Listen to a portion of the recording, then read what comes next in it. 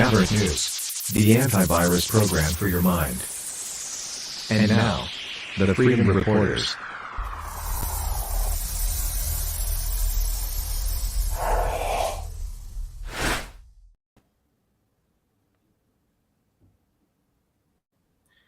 Good evening, Maverick family. I'm Rick Walker. This is the Maverick News Channel, and we are the Freedom Reporters. And I'm Brendan Kennedy, your co-host at Maverick News, and happy Wednesday. I hope everybody is doing all right. How are you today, Rick Walker? I'm just fine, thanks, Brendan.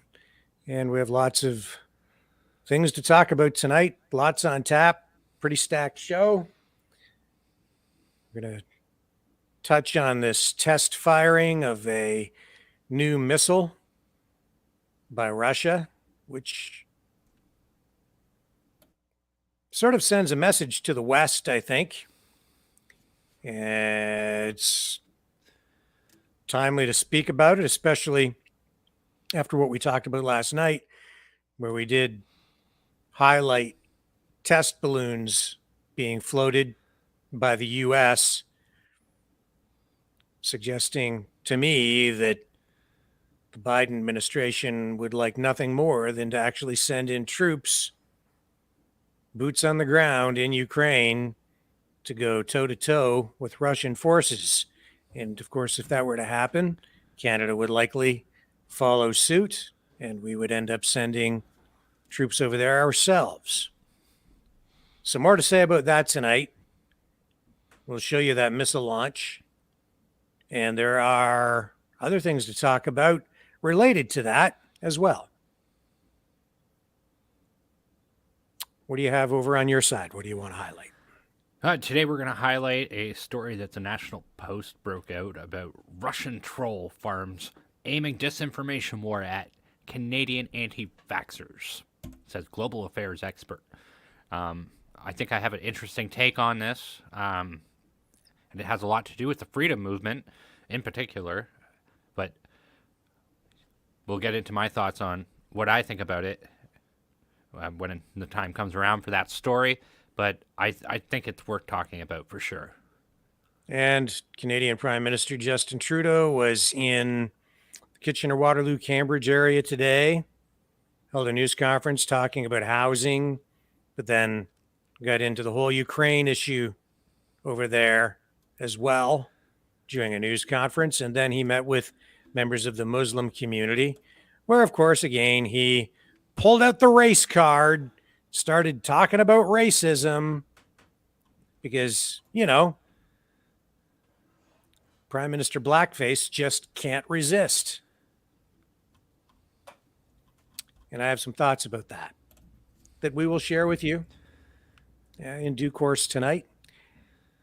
Later in the broadcast, you also will be able to share your thoughts because we will open up the phone lines and take calls from folks, from members of our Maverick family. We'll put some voices to the names and take it beyond just reading comments on the air here tonight.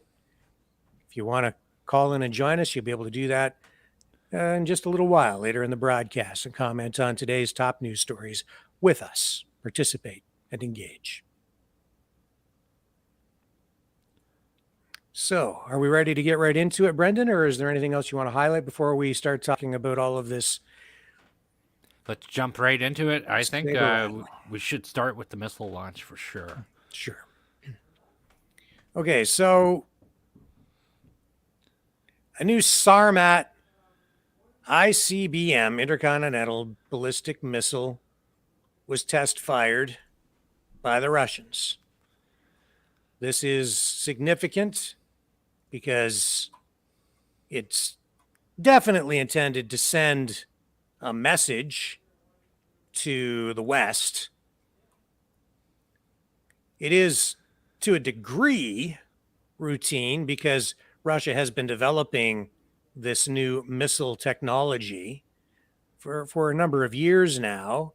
And this SARMAT missile is really designed, created to replace their existing missiles.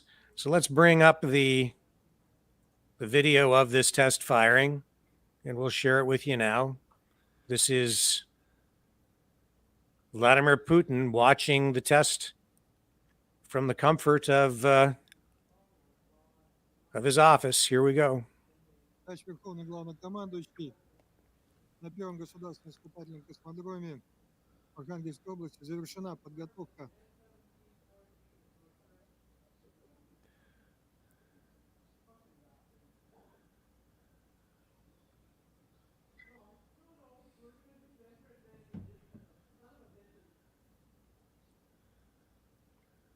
Уважаемые товарищи,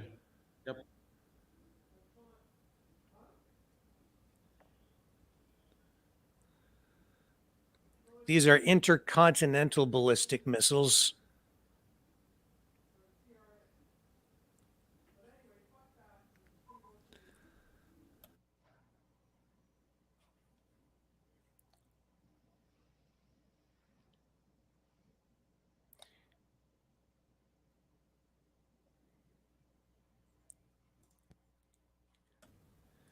So they're capable of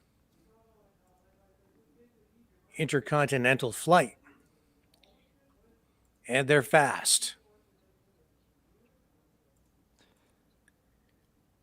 Now, this is significant because Putin is saying that these tests should make the West think twice before trying to escalate any kind of conflict. So the missile was launched from a location in northern Russia. Which is an interesting thing. Northern Russia borders pretty much Canada. Like, the United States and Russia are not that far apart if you think about the globe and that sort of thing. It'd be very easy for them to send one of these over the globe and into our hemisphere. Like, very easy. Putin says this is a big, significant event. That's what he's being quoted as saying for Russia's defense industry. He said the SARMAT will ensure Russia's security from external threats and make those who, in the heat of frantic, aggressive rhetoric, his words, try to threaten our country, think twice.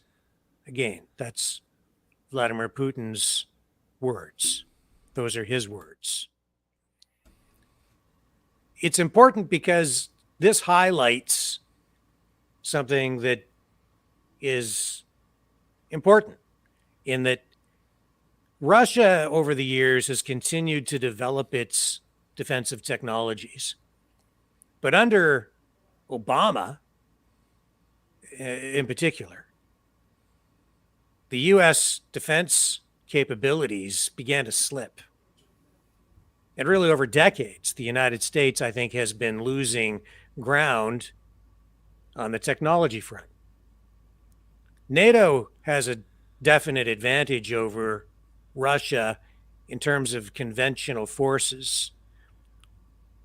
But Russia has the most nukes. Russia also has hypersonic missile technology, which the West does not have. This allows these missiles to evade defensive measures, meaning that these missiles can get through. They're hypersonic. They have hypersonic capabilities with the warheads that they carry. These are also capable of carrying multiple warheads. They're called MIRVs. They're multiple independently targetable reentry vehicles. Basically what that means is each missile is capable of carrying multiple warheads, which when deployed mid-flight, each one of those missiles then can split off and target separate locations. that kind of technology has been around for a long time. But you add that to hypersonic technology, there isn't really anything currently in the Western arsenal or in the defense war chest to combat this. This gives the Russians a definite upper hand. This is something we really need to be concerned about, especially when both sides have adopted a first strike philosophy or position with regard to the use of nuclear weapons. So when I hear people talking about should we send troops to Ukraine to defend democracy, I get really nervous because Putin has a lot of incentive to go nuclear before the West does. But then, because they have the upper hand on the nuclear front, I get worried that the people in charge here in the West, in the United States, they might get a little trigger happy. Who knows what President Biden might actually end up doing. The man can't find himself, let alone find the button to push. Or maybe he will find the button to push a little too easily. I don't know. Or maybe he forgot the code. You know, he's not all there, folks. No, he's not. So who really is in charge? We don't really know. But there's a group of powerful people behind him controlling things. And I'm getting very nervous about where I'm seeing all of this going. So that's the new development today. The United States, of course, says this is sort of a routine thing. The Russians notified the U.S. and NATO before they test fired this missile. So they're in compliance with all treaties in conducting this test. The U.S. says it's not a surprise, but it does send a clear message to the West in the face of escalating tensions in Ukraine. And the timing of it too, right? Like, look at the timing. It's definitely something that it's designed to sway things into Russian favor or to at least deter further actions from happening in Ukraine. And that's why these dictators do these things. It's like, it's not going to be, this type of stuff just makes me so nervous, really. Really, it does. We talked about it before on the show here. We no longer are this bastion of isolation from the rest of the world. We are right in the thick of things now. And we haven't really faced a situation like this since, as I've said before, since the Cuban Missile Crisis. Not really. And I think this is much more serious. I don't like the rhetoric. I don't like the saber rattling. And I don't like the fact that we're facing a nuclear threat here. We're closer to a nuclear war than we've ever been before. And we see the media just ramping all of this stuff up. Ramp it up, ramp it up. Get people all jacked up. We see trial balloons being floated by U.S. officials trying to escalate this whole thing in Ukraine. Half-truths, propaganda.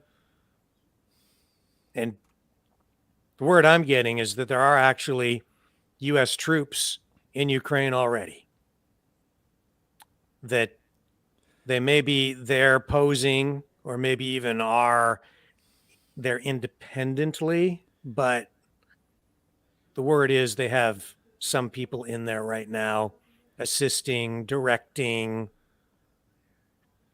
and that concerns me as well. And that's a tale as old as its time, right? Like, that's, if you want to talk about the French Foreign Legion for a second there, that's the whole reason why they were constructed, is so that they don't need to care about them, and that they are able to go in and do things like go into a country where maybe they shouldn't be, or that sort of thing. But it very much concerns me in the sense that there's a lot of buildup happening in Eastern Europe. We have Canadian troops that have been sent to Poland. We have United States troops that are already in Eastern Europe and NATO countries as it is, and they've been building that up. So there is a huge buildup. We are in an arms race. That's what that whole thing was.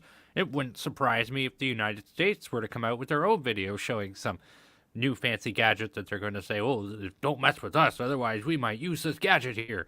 Except I don't think they have anything new. They haven't been developing much in the way of new technology for a long time. The United States is behind. That's the other thing that concerns me. The balance of power is out of whack. Mm-hmm. But they, even if they don't have anything, they may fake something. And we've seen that sort of thing happen. I mean, in World War II, Churchill used inflatable tanks. So they were just these rubber tanks that they designed to fool the enemy, basically. So there could be all kinds of deceptive tactics they might go into. And it wouldn't surprise me if they do that. But this is a mess here. We're back in a Cold War. This is exactly what a Cold War is. Oh, this is worse than a Cold War. This is more than a Cold War. The Cold War was a war of words, posturing. This is an actual war. This is a proxy war. That's what this is. This is not a Cold War. This is a proxy war. This is the West fighting Russia through Ukraine. This is the United States fighting Russia through Ukraine. There are U.S. soldiers over there right now on the ground in Ukraine. Make no mistake.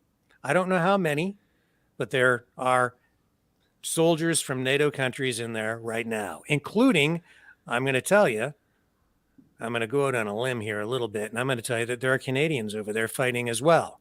Are they there with the knowledge, blessing, sanctioning of, say, the Canadian government? Officially, no, but there are soldiers over there. Today, at a news conference in Kitchener-Waterloo, and then I think Trudeau went to Cambridge afterward, the Prime Minister was actually asked about Canadians being on the ground in Ukraine, and he didn't deny it. He didn't deny it. He did, however, say something, just one thing that I agreed with today, and we'll play this clip for you in a moment. But he did say one thing. He said that Canadians who are there should get out, because if they get into trouble, the Canadian government will be very limited in what it can do to assist Canadians. This also brings me back to a reference that I made, I think it was yesterday, maybe the day before. I'm pretty sure it was yesterday, where I did talk about some friends of ours who are over there on a humanitarian mission of some kind. I don't really know what they're doing. I didn't know they were going to go, but I have noticed a few posts from them, from the Loads of Love organization. And they're over there right now, and they'll be coming home soon, apparently. But they've been over in Ukraine, traveling around very close to the front lines and really in harm's way. I've been very worried about them, as I think many people here in our local community have been. But I would rather see them just come home, because I think they are in a lot of danger over there. I don't think it's wise for anyone to go to Ukraine. Now, maybe they had some pressing matters. I know that they work with an orphanage over there. Maybe they really had to go. I don't know. Because the posts that I've seen really didn't explain it. I'm just not sure why they had to go. But they're there, and I'm just wishing them all the best and hope that they get home safely. But that is also what the Prime Minister said today. He said, if you're over there and you're Canadians, if you're a Canadian, get out, get home, because if you get into trouble, the Canadian government will be very limited in what they can do to assist you. But that's also referring to people who may have gone over there to fight. Make no mistake, there are Canadians over there right now Oh, yeah. fighting, and Americans and others from other countries. Two individuals from England have recently been captured by the Russian government, and they have put out videos out there about them. And you know what's going to happen to these guys? They're not going to be entitled to the same rights as a Ukrainian soldier would. Not that it seems to matter with this war at all anyway, but these are individuals who are just going to be used as bargaining chips now. And it's making the position for Western countries, it'll make it messy. So my advice to anybody that's thinking of going to Ukraine, don't. It makes no sense to me. Unless you are going there for some very specific reason to assist with something that is very pressing, that can't be handled by someone who's already there, I don't know what that might be. But if you don't have to go to Ukraine, don't go to Ukraine. It's a war zone. You can be killed. If you're going there to fight, my advice is don't go. It probably won't end well for you. And if you're going on a humanitarian mission, again, unless there's some real pressing, I don't recommend it because I think it's just way too dangerous right now. Also, resources over there are already limited. Yes. So if you're running into those places, you're putting pressure potentially on those resources. So unless you can go there and render some sort of real assistance that can't be administered in any other way, what is the point in going to Ukraine? Find other ways to help and be productive and support efforts to get civilians out of harm's way. But I just don't think it's wise to go. And I would absolutely agree with what the Prime Minister said briefly about that today. And Where he said, if you're over there, get out, get home while you can. a lot of foreign citizens who have joined up for their armies over there, they're not being provided with any training. And situations I've seen collectively, it's always talked about. They're not giving out people any military kits. They're giving you nothing for ammunition, so you can't even defend yourself. It's a mess. And this is really, really messy because this is a proxy war. Mm-hmm. This is not as simple as the mainstream media is making it out to be. The West has been putting pressure on Russia by expanding eastward toward Russia, adding more and more countries to NATO. And they've been poking the bear, and we all know it. Except for people who haven't been paying attention until just now. And they're getting this information from the mainstream media, and to them, this is very, very simplistic. Putin's crazy, and he just woke up one day and decided to take over Ukraine, and we have to stop him now before he heads in to the rest of Europe and starts invading there, just like Hitler. That's not what's going on at all. We've been talking about this night after night whenever we've been touching on this subject matter. And today, the Prime Minister, Justin Trudeau, commenting again. He went to Kitchener-Waterloo today to talk about housing, but of course the topic quickly turned to Ukraine. During the news conference portion of his visit to KW. So here's Trudeau with some remarks earlier today on Ukraine and the situation there. Start with the first question. Hi, this is Hala with CBC. I'm just wondering, will the heavy artillery you announced yesterday come from the Canadian Army inventory? Will you provide ammunition, and will that be guided ammunition as well? And when will you commit to replace these and other weapons taken from Canadian inventories? In English and French, please. From the very beginning of Russia's illegal invasion of Ukraine, and indeed in the weeks before, we've been there for Ukraine. We've been sending lethal and I just want to stop there for a minute. Interesting how he uses that word illegal, and he referred to the truckers' freedom convoy in Ottawa and in other freedom convoys as illegal as well. Isn't it interesting how he uses the same language? And here's a question. In what sense is a war ever legal? When is killing people legal? Yes, there are rules even in war under the Geneva Convention and other treaties, of course. So there are, I guess, humanitarian ways to kill people. But when is a war legal and when is it illegal?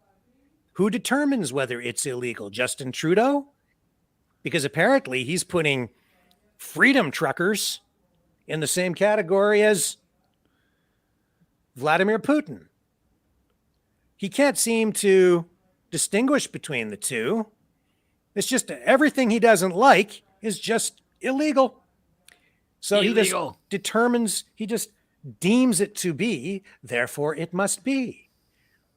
It's a carefully chosen word designed to get a particular kind of response from the public. Illegal. It's an illegal invasion. Non-lethal military assistance. We've been there for humanitarian support, significant financial support for the people in the government of Ukraine, as well as they deal with this unconscionable, illegal invasion. Illegal invasion. Okay, man. Like, all right. What would have constituted a legal invasion? I have the answer to that. Okay. An invasion that he would like to do. So if he were to do an invasion, that would be a legal invasion. Okay. So, like, was the U.S. invasion of Iraq legal? And when Canada supported that, was that legal? Well, when Canada, when the United States was opposing the forces in Syria, was that legal or illegal? When Obama dropped thousands of bombs all over the Middle East, was that legal or illegal? I'm just asking. What's legal and what's illegal? You know what? Is she just throwing this word around without any real definition? And a lot of people just soak it up. And that they do. I was driving around today, and I was flabbergasted by the amount of Ukraine flags and the amount of on cars and on houses and all over the neighborhood. I was just like, what the hell is going on here? It's the latest thing. It's the latest thing. That's right. Whatever the latest thing is, that's what you have to support. Just the latest thing. And, you know, even the truckers' convoy, honestly, folks, it started out as the latest thing to support. And that's why so many people seem to get behind it. It was just the latest thing to support. The truckers were rolling, the Canadian flags were waving, thousands of people were coming out. A lot of people who were standing on the sides of the highway, they didn't know what they were supporting. I'd like to think they were all in on freedom. The truth is, these are the same people who are probably waving Ukrainian flags tonight, saying, let's send troops in to defend democracy in Ukraine. When they thought the trucker convoy, freedom convoy, was the latest thing to support, they were all out there waving their flags. Probably half of them. Until Justin Trudeau came out and started calling them all a bunch of racists, misogynistic terrorists engaged in an illegal occupation. And then they all switched sides. So now you have, you know, probably a 50-50 split. Half the people saying, I think the truckers were okay. And the other half of the people have moved on to the next latest, greatest thing to support because they're just mindless and susceptible to whatever the media happens to tell them at any given time.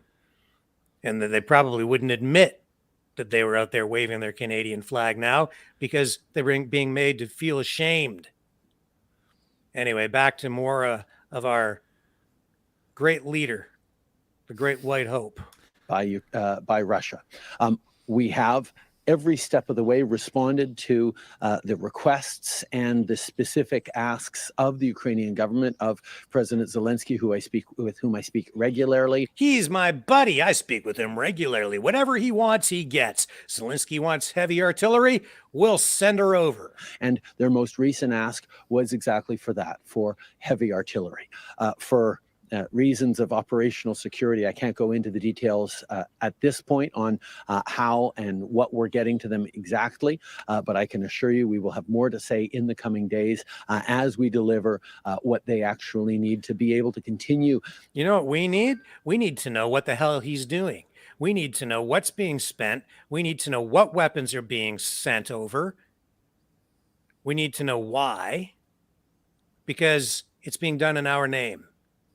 And if he's sending weapons into a war zone, I want to know why. And I want to know what's being sent.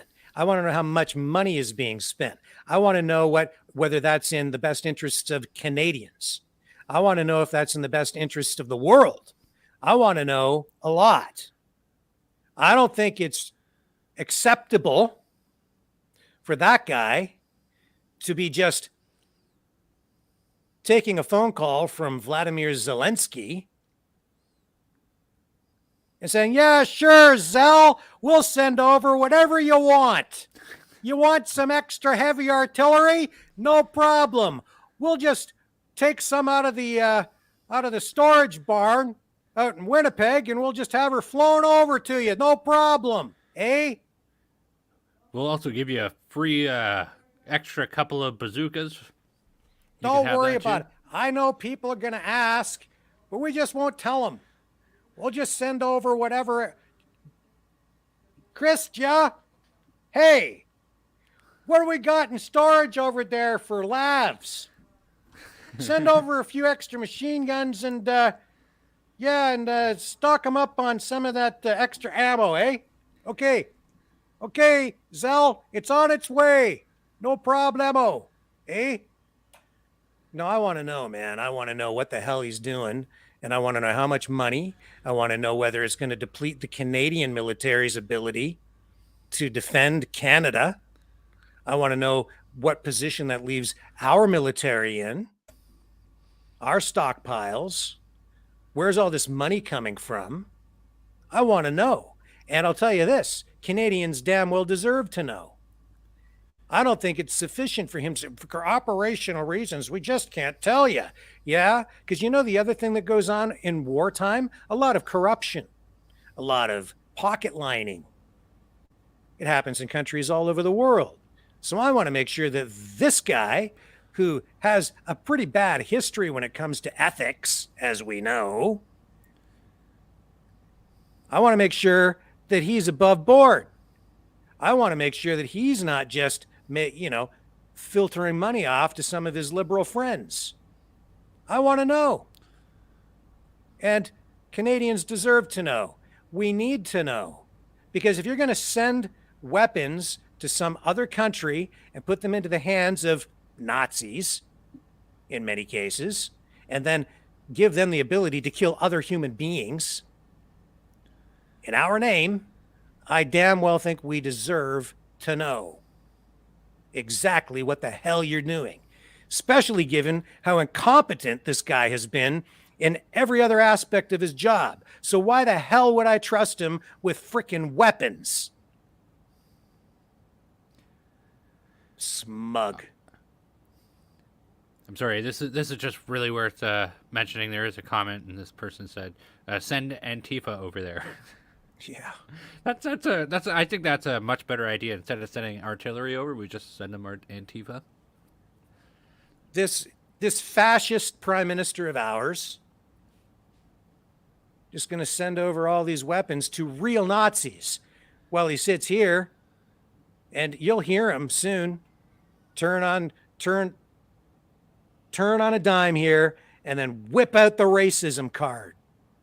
Just watch this crap.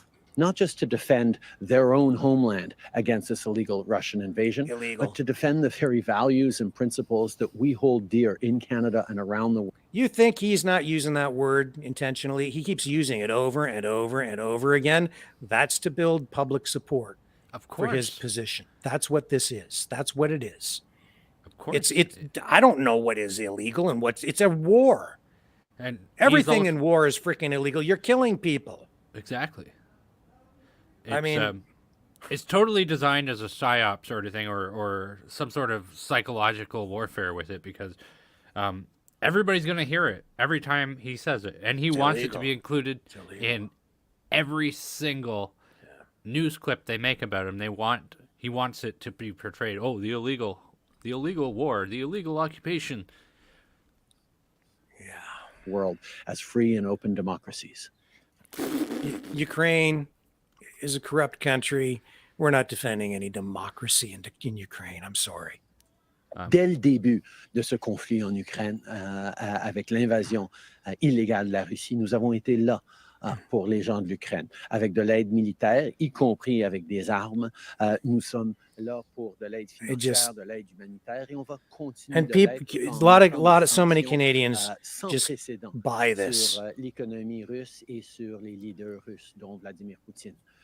Nous allons continuer d'être là pour répondre aux besoins et aux demandes de nos amis ukrainiens, du président Zelensky. And as you see in the graphic there, we mentioned this yesterday, that Canada has imposed new sanctions on 14 more Russians, including the adult daughters of Vladimir Putin. You know what? I don't think Putin cares. Let me be quite honest with everybody. I don't think that Canada's really on Russia's radar. We're just not important enough, especially not right now. This is all window dressing, posturing, virtue signaling by the Prime Minister here. Nos valeurs en tant que démocratie libre et ouverte. And just a quick follow-up, do you have any idea when these weapons or others taken from Canadian inventories will be replaced? So she is, as the reporter from CBC is suggesting, that this heavy artillery is being taken from the Canadian inventory. The ability of Canada to contribute fully to NATO is one that is extremely important for us. And every step of the way, as we support Ukraine, including with military equipment and munitions, we are also making sure that Canada continues to have the capacity to operate, not just to defend Canada, but to participate fully in NATO operations Canada doesn't have much of a military to begin with, folks. as well. No. Next question. Hi, Prime Minister. I'm Stephanie with CTV Kitchener. So Russia has claimed that there are Canadians fighting in Mariupol right now. Is the Canadian government aware of any Canadians fighting for Ukraine there? And will there be any assistance given if they are captured?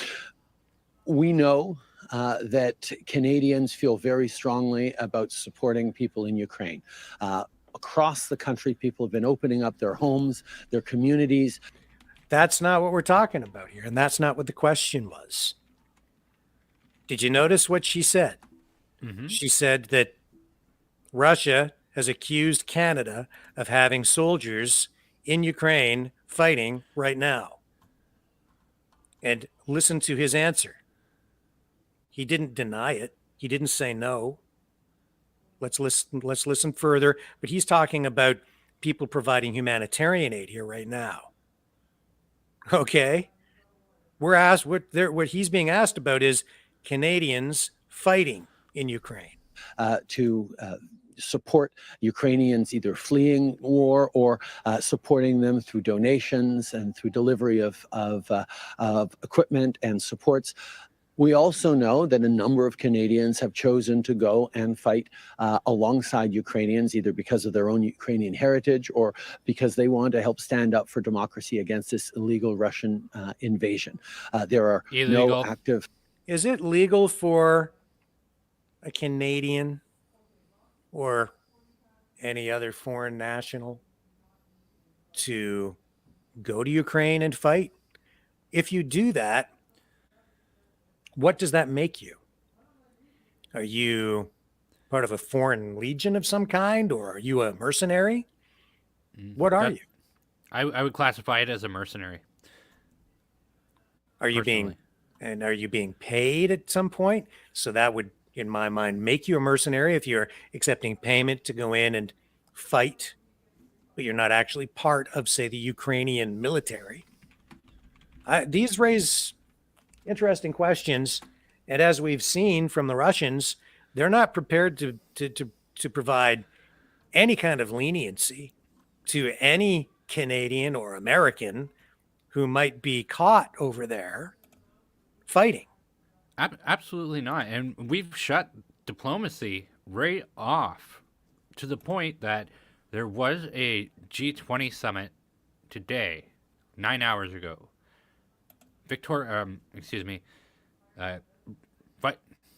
Deputy Prime Minister Chrystia Freeland was there, and all of the Western nation representatives who were there, they walked out of the room as soon as Russia was speaking.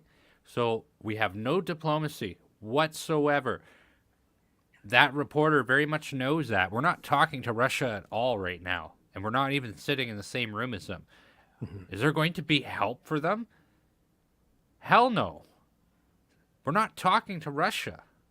And that's a very dangerous thing, actually, if you think about it. But what's more dangerous is having Canadians there, or Americans, especially Americans, fighting there, because the optics are really, really dangerous. It's an additional way to poke the bear. Absolutely. It brings us that much closer to a nuclear conflict. If you're fighting a proxy war with Russia through Ukraine, you're going toe to toe with Russian forces. This is not like fighting in Libya or even fighting in Syria. This is a different animal. And this is very dangerous. Let's continue with the Prime Minister.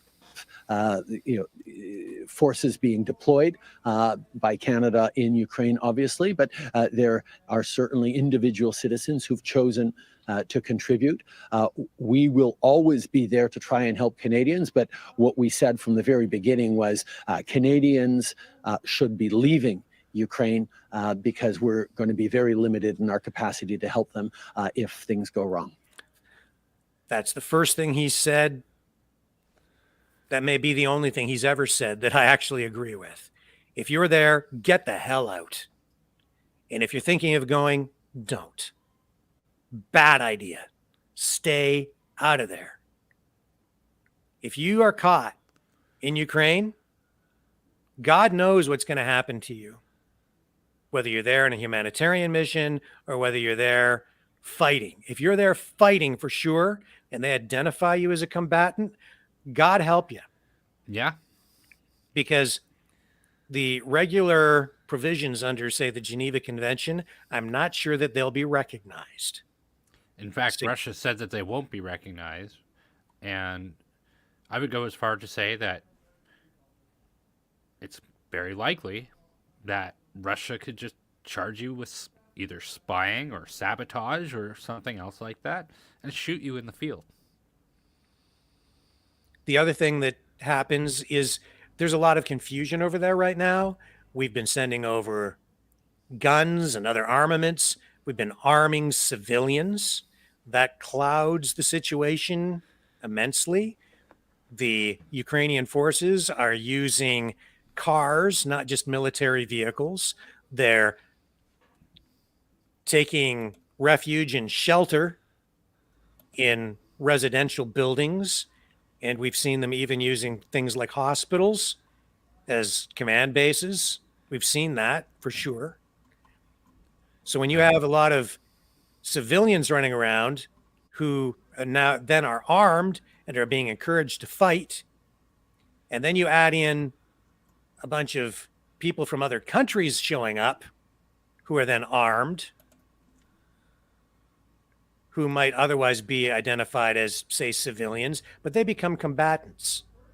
So you've got these people in the mix, and then you have people there for humanitarian purposes. And I think it becomes very difficult when you're on the ground and there's all this chaos and there's street fighting, I think it's difficult for forces on either side to distinguish between who's friendly, who's a foe, who's a civilian, who's a combatant. How do you identify this guy versus that guy? Who's a journalist? And that's how people end up getting shot who Yeah. aren't actually combatants. That's how civilians end up being blown up, shot, killed in various other ways. This is not a good situation. So if you're going over there and you're even there on a humanitarian mission, you may be mistaken as a combatant and you could easily be killed, or even just killed as collateral damage in some sort of an attack, just hit by shrapnel or who knows what. But I'm pretty sure that a lot of these Ukrainian forces, in particular the Azov battalion, which we've seen in some of these reports from, say, journalists like Patrick Lancaster, they embed themselves in residential areas and get entrenched in there. And it makes it very difficult that they blend in. It's hard for the Russians to determine who's a soldier, who isn't. And we've seen this happening in other countries in the past as well, in other conflicts. This complicates things immensely. So it's not safe. It's really, really, you go over, you can be killed. Don't go. Stay You're out. right. And if you're there, get the hell out and get out now. That's what I think. You're right. We see that a lot on the Gaza Strip, where terrorist organizations will implant themselves in civilian buildings and blow missiles off of rooftops and send them into Israel and that sort of stuff. And then when the other country retaliates, they go, "Oh, look what they did. They're murdering innocent civilians. Oh my gosh, how could they do that?" Meanwhile, they instigate it, right? Let's continue with Trudeau's comments. Follow-up? Yeah, it's similar to the question that my friend just asked you, but a member of the Ukrainian parliament tweeted this morning saying they're now starting to receive delivery of heavy artillery from Western countries. When should Canadians expect that the heavy artillery Canada is sending to arrive in Ukraine? I think people understand that delivery of military equipment in the context of an illegal war by Russia is something that we have to be a little bit careful about what we broadcast and publicize and what we're doing. But in the coming days, I certainly hope to be able to share more about what is being sent and what was sent. But I can reassure Canadians that we are directly responding to the top requests that the Ukrainians have given for assistance in this current phase of the war, which is a redoubled efforts by Russia to take Donbass, and therefore there is very specific equipment that Ukrainians need, and Canadians can be comfortable that their government is there to support Ukrainians with what they need. Next question. Good morning, Prime Minister. Jeff Outhet from the Waterloo Region Record. I want to return to housing for a second here. My son, 25 years old, still lives at home with us. Well, we won't get into the housing thing right at the moment. That question is just about how housing prices are out of control and people in their 20s and 30s who are looking to maybe buy their first home simply can't afford it. And that's because the government has been printing too much money. Immigration is at levels that honestly are not manageable. The government has been irresponsible in the way they've handled immigration because there's just been too much of it. And so housing starts have not been keeping pace. They haven't been able to build enough homes in order to meet the demand. And that has resulted in massive price increases. It's resulted in inflation that is off the charts. And when you're looking at government stats saying that inflation is at 6.5%, 6.7%, that's bunk. That's government spin. Real inflation right now is probably closer to about 20 or maybe even 25%. That's where we've seen things go in the past year. And that's why, one of the reasons why, we're seeing all of this emphasis on the war in Ukraine. It takes the focus and the blame off the government, and they blame all of the country's problems on Vladimir Putin. It's a joke. It is a joke. the construction of new housing over the what this budget and this focus of the government is on right now. But it's not going to be easy. It's going to take a number of years, and anyone who's promising that they have a quick fix for it is not being straight with Canadians. That's why he's going to bring in another record number of immigrants this year, over 400,000, and they're going to take, the government quote is, an unlimited number of refugees from Ukraine. I'm all for helping people, but an unlimited number? What are we going to take the whole country in? How are we going to find sustainability, which is a phrase they like to throw around almost as much these days as the phrase or the term illegal? But how are they going to create a sustainable situation with that? I don't know where we're going to end up, man, but this is not responsible. This is just knee-jerk reaction governing with no planning, no thought, just political expediency and whatever plays well in the media at the moment. It's going to take all of us working together to curb foreign speculation, to make sure that market is fairer, to create more housing units and offer, and to support families being able to save up to do that. And that's very much what we're focused on. Oh, yeah. But if anybody's got a quick fix, they're just not telling you the truth, but he's got the quick fix. Prime Minister, one follow-up question, different topic. We do not currently have a member of parliament in this region in cabinet, with the departure of Bardish Jagger from cabinet recently. Why is that? And will your government rectify that? Important area, and we've had cabinet membership for many years. We continue to have an amazing team of... Mm-hmm. Isn't that her in the back far right? Bardish Jagger?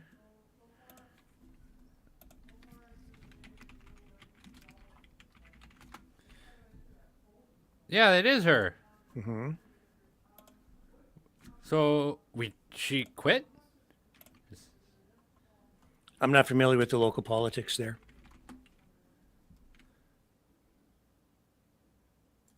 Strong MP. What do you have to say to the interpreters who risked their lives to help Canada and now transition network to get interpreters out of? Okay, this is also an all important Canadians. But thing as he's gonna always, touch we're on looking here. to grow the teams in coming elections, and we're going to continue to stay connected with Canadians and build the kind of team that is responsive to what Canadians need. Next question. Morning, Prime Minister. Liam Casey with the Canadian Press. Major group helping veterans transition network to get interpreters out of Afghanistan. They're winding down operations, because they say there's bureaucratic cubes that are blocking efforts to get paperwork and causing this bottleneck. What do you have to say to the interpreters who risked their lives to help Canada and now feel abandoned by your government? The situation in Afghanistan is heartbreaking. The taking over of that country by the Taliban has made it unbelievably difficult, not just for Canadians who served and sacrificed to build a better future for Afghans, but also to people who want to welcome people who've supported them to Canada. We have accepted and been able to draw to Canada well over 10,000 people fleeing Afghanistan. We are on our way to 40,000.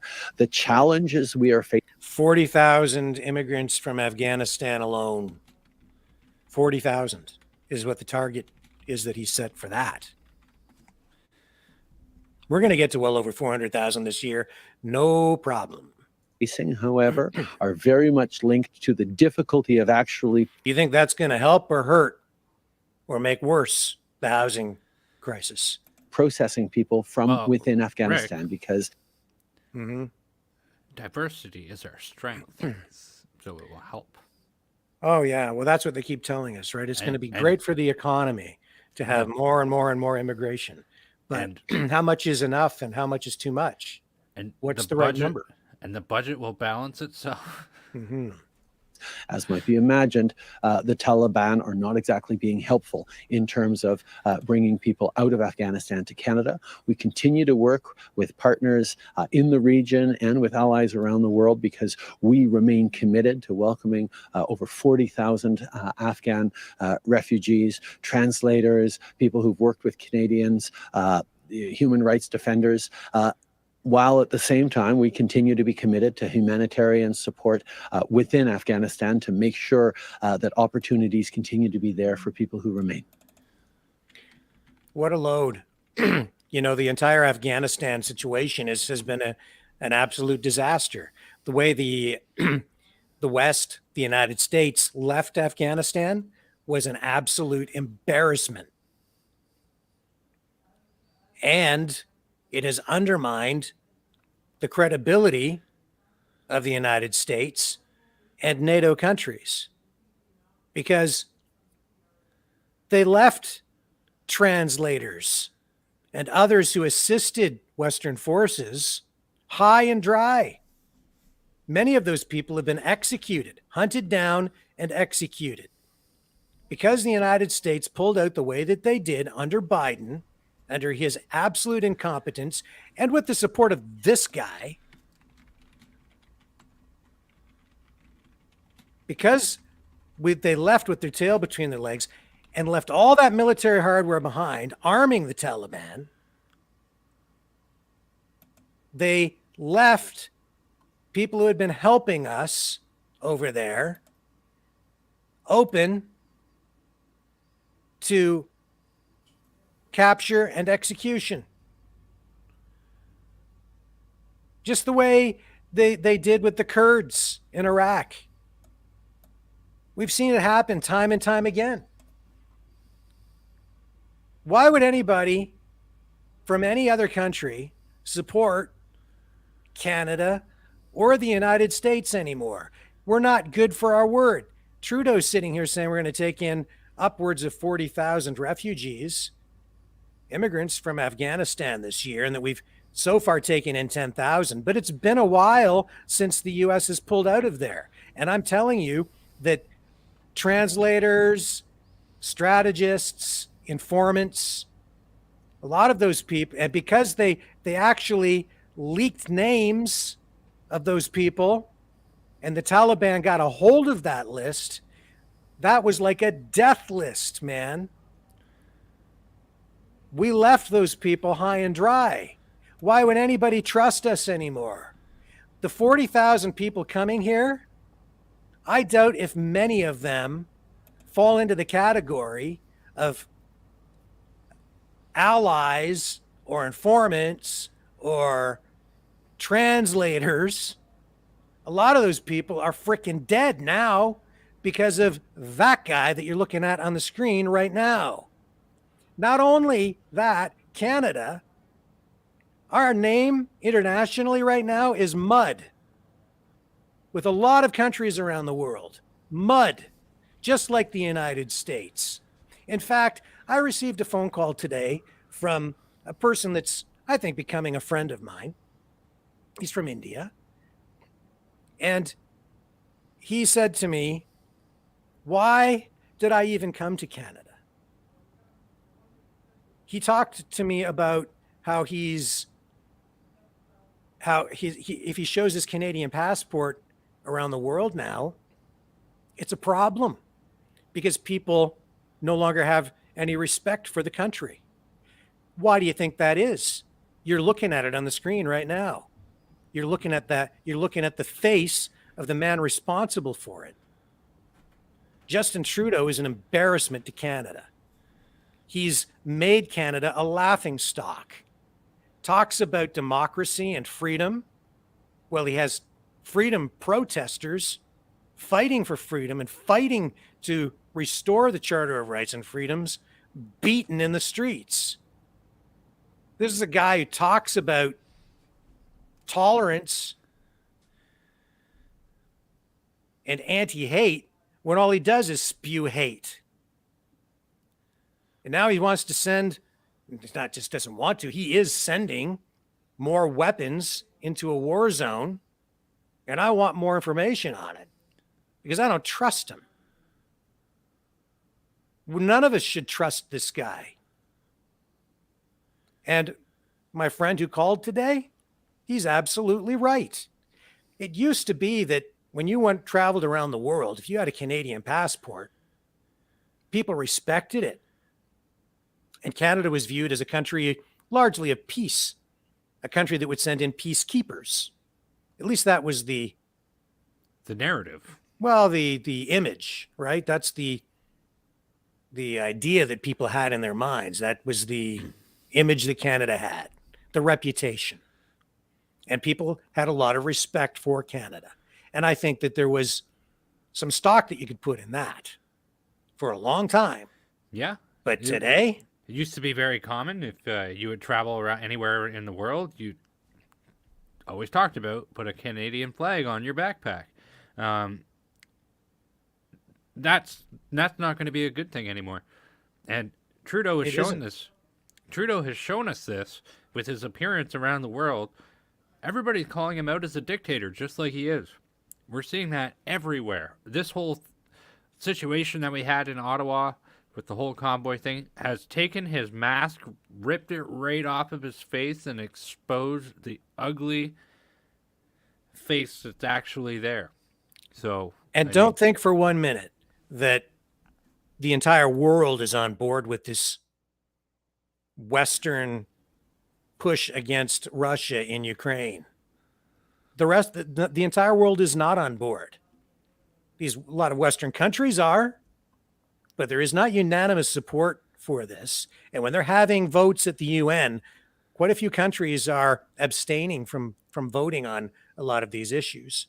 China, Pakistan, India. These are countries that are trying to think for themselves, and they're not just going to be led around by the nose. And, you look at a country like Pakistan, or you look at India. These are powerful countries now. They have the weaponry to back up their own sovereignty. People in Canada are so ignorant and so naive, so misinformed by our mainstream media and our prime minister, that they have a cliche in their head that goes way back in time. And they don't realize how powerful these other countries are today and how much influence they really have. And so Pakistan, for instance, has refused to condemn Russia for what is going on in Ukraine because they see what's going on. They see that NATO has been poking the bear. And you can disagree. That's fine. You can argue that Ukraine has the right to defend its sovereignty and stand up to Russia. We've been through all of those scenarios on this program. But don't think for 1 minute that there is unanimous support worldwide against Russia. This guy's aligned with Biden. This guy right here is a fascist. This guy right here has done a lot of things through his virtue signaling and his international cultural appropriation to embarrass Canada beyond belief. He has almost no credibility on the world stage anymore, as we've seen in the European Parliament. Members of the European Union, politicians calling him out for being such an embarrassment, talking about democracy when in fact he's leveled direct assaults on democracy and freedom in his own country. He's a dictator. And he's not done. He's just getting warmed up. Licenses for journalists, Bill C-18, censorship laws for the internet, for independent journalists. He's getting ready to hammer anybody that opposes him in any way, especially as he prepares for the next election in 2025. Well, folks, Canadians really need to wake up, and they need to be looking at this guy right here. And we need to be very careful about what we get behind and what we support and what we allow to happen in our name in places like Ukraine. It's not as simple as some crazed megalomaniac dictator named Putin who just woke up one day and decided to invade another country. It ain't that simple. A little more from the Prime Minister on this front. Thank you.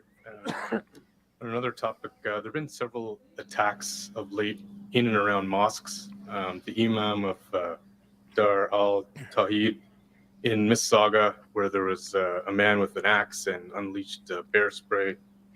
They say that the federal government's dragging their feet on the federal security infrastructure program that would help them beef up security. They're wondering when that money will be coming so that they can get things like security guards and surveillance equipment to help their members.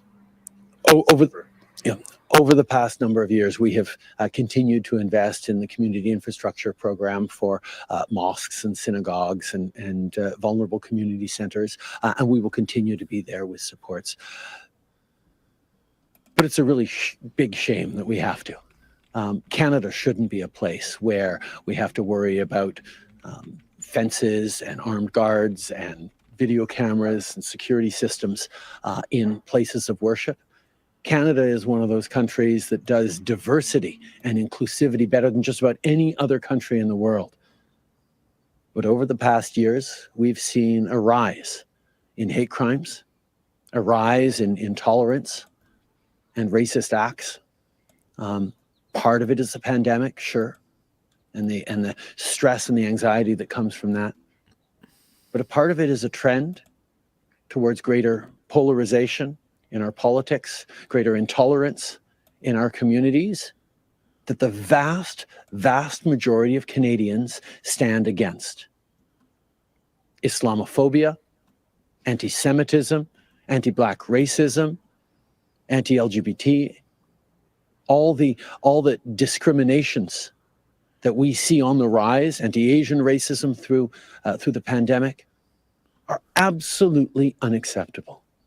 And as a government, and quite frankly, as Canadians, we will continue to stand together with vulnerable communities and demonstrate that there is no place for hatred and hateful acts in Canada, whether in real life or online. And we're going to continue to move forward to make sure that all Canadians are safe. And I look forward to sitting down with the Muslim community here in the Kitchener-Waterloo region later this afternoon to talk about the amazing things they're doing to contribute to the community while they celebrate the holy month of Ramadan. Notice that he said no place for hate in real life or online. Oh, yeah. Oh, he's getting ready for big time censorship, baby. Big time censorship. You know something else? You want to know why there's division? You want to know why there's hate? You want to know why there's racism? You want to know why there are problems in this country with division? You're looking at it again on the screen, right there in that guy. That guy right there. He's the problem, not you, Brendan. The other guy over there, over there, right there. This guy right over here. He's the problem. He is the problem. Your prime minister is the problem. Nobody spews more hate than that guy. Nobody. He is full of hate. You notice who he left out when he was going down the list of all these vulnerable communities. What group did he leave out? A couple of groups, actually. Yeah, he did. He just said LGBT. He didn't continue. Yeah, he didn't get all the letters in there. Yeah, I know that's a hard one to remember. Wasn't inclusive enough. Wasn't inclusive enough. I think this is dangerous. But no, seriously, everybody here knows my stance on identity politics, and it drives me nuts. These are something. This is all stuff that we're being indoctrinated with, and now we're not going to be able to criticize these things, and that individuals will just be able to make whatever decisions they want without receiving any criticism from other individuals, which that's a whole part of society. This guy over here plays a very dangerous game as do all the people around him, all the people of his political ilk. They play a very, very dangerous game of racism, of identity politics, and they play to a very specific demographic with the words that they choose. He's the reason for the division. He's the reason for the hate. And they need that in order to prosper politically. They profit from it politically. This guy benefits by dividing people. That's his modus operandi. That's what he does. When you go around day after day after day after week after month after year, and all you talk about is racism, racism, racism, racism, white supremacy, you would think there's a Ku Klux Klan white supremacist around every corner listening to this guy. Well, why do you think he talks like that? Because when he goes into a community, as he did today in Cambridge, and then meets with members of the community within the community, the Muslim community within that community, and he stands up there and he alludes to racism and talks about how the country, oh, we all need to come together. But isn't it unfortunate there are so many white supremacists among us? He's scaring people. He's dividing people. I'm telling you, Canada is one of the most welcoming, most tolerant places on the planet. It used to be more tolerant and even more welcoming until guys like Trudeau started spouting off in very aggressive ways about identity politics, about racism. Everything centers around racism. Why does he do that? He's doing it to score points and win votes among new Canadians. When you bring 40,000 Afghans here this year, and you bring them into the country, and you say, Canada's a great place, we're all about diversity, diversity is our strength, you get to keep your identity, and but you also get to be Canadian. Oh, but by the way, there is this group of white supremacists out there. Got to watch out for those guys. They're real nasty. They don't like you. So be careful, because you never know, eh? They might show up and do nasty things. And whatever you do, don't vote for that guy over there for that party, because that he's one of them. He's a white supremacist, and that guy from that other party over there, he's a racist for sure. You got to vote for me because I'll protect you. We're not the racists. See, we're liberals, and we're gonna take care of you. We're gonna give you all this free stuff, and we're gonna make sure that your family's taken care of, and any of your relatives can come over here, no problem. And we're gonna make sure that we have unlimited amounts of immigration. We're gonna protect you because we're not racists. We're the not racist party. But all those guys over there, they're a bunch of white supremacists. And then you have all these other politicians from these other parties, like say the Conservatives, who are so afraid of being called racists because it's so unpalatable that they fall into line.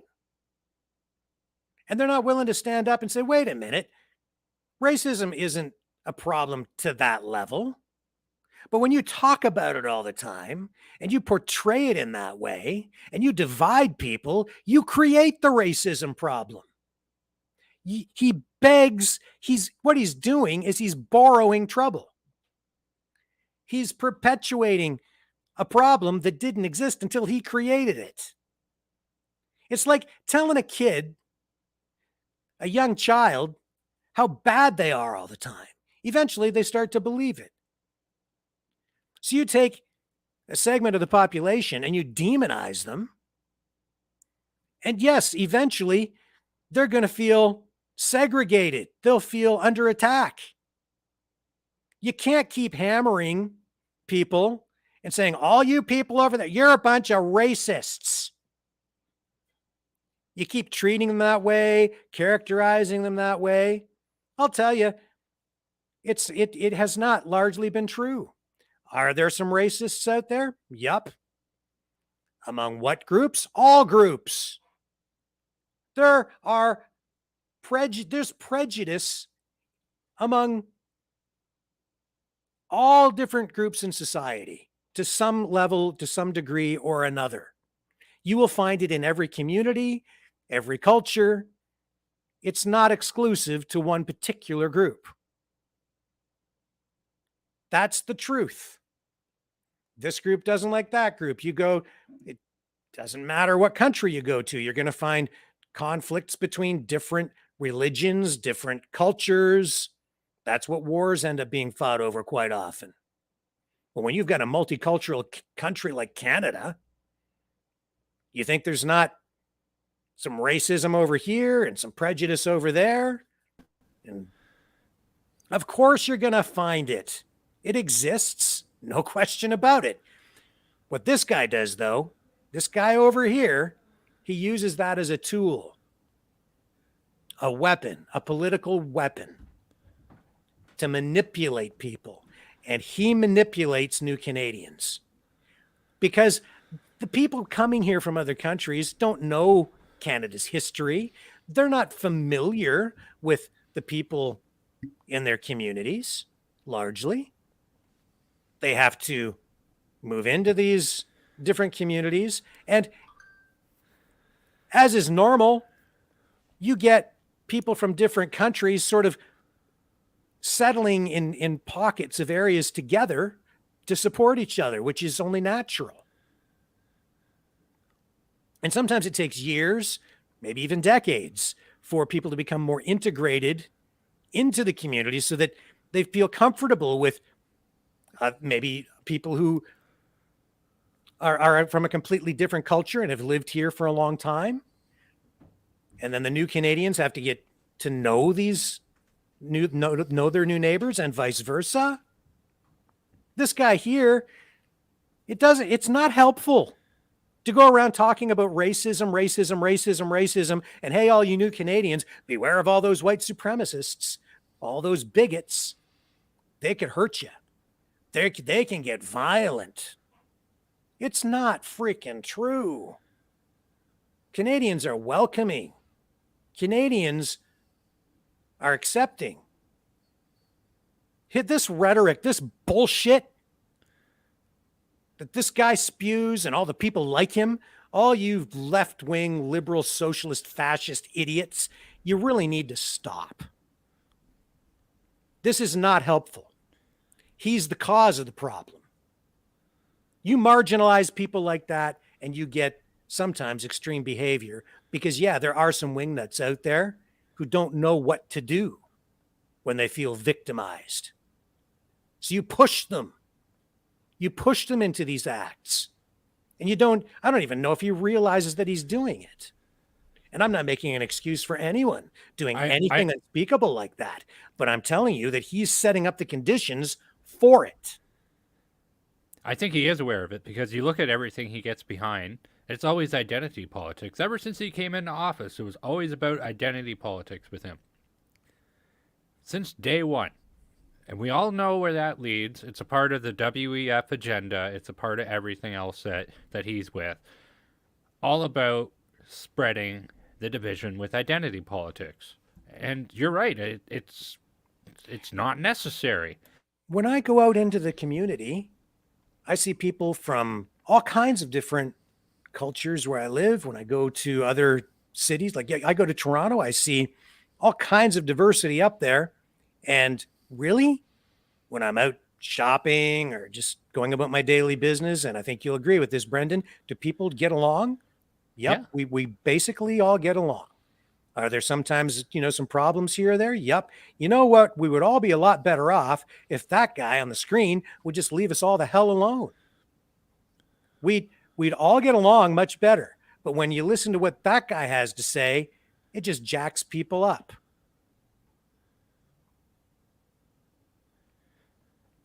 Sorry, maybe some people don't want to hear that, and maybe you think I'm nuts, but I don't think so. That guy's a problem.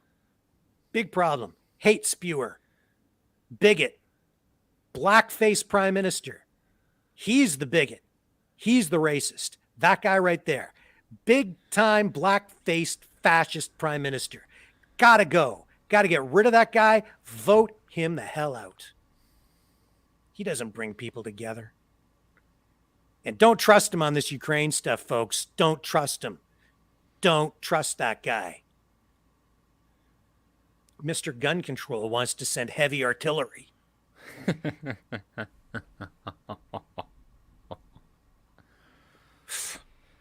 What a freaking joke. Honestly, what a joke. Let's take a short 30-second break. We'll be right back. The New World Order. Government overreach. The Great Reset. Mainstream media lies.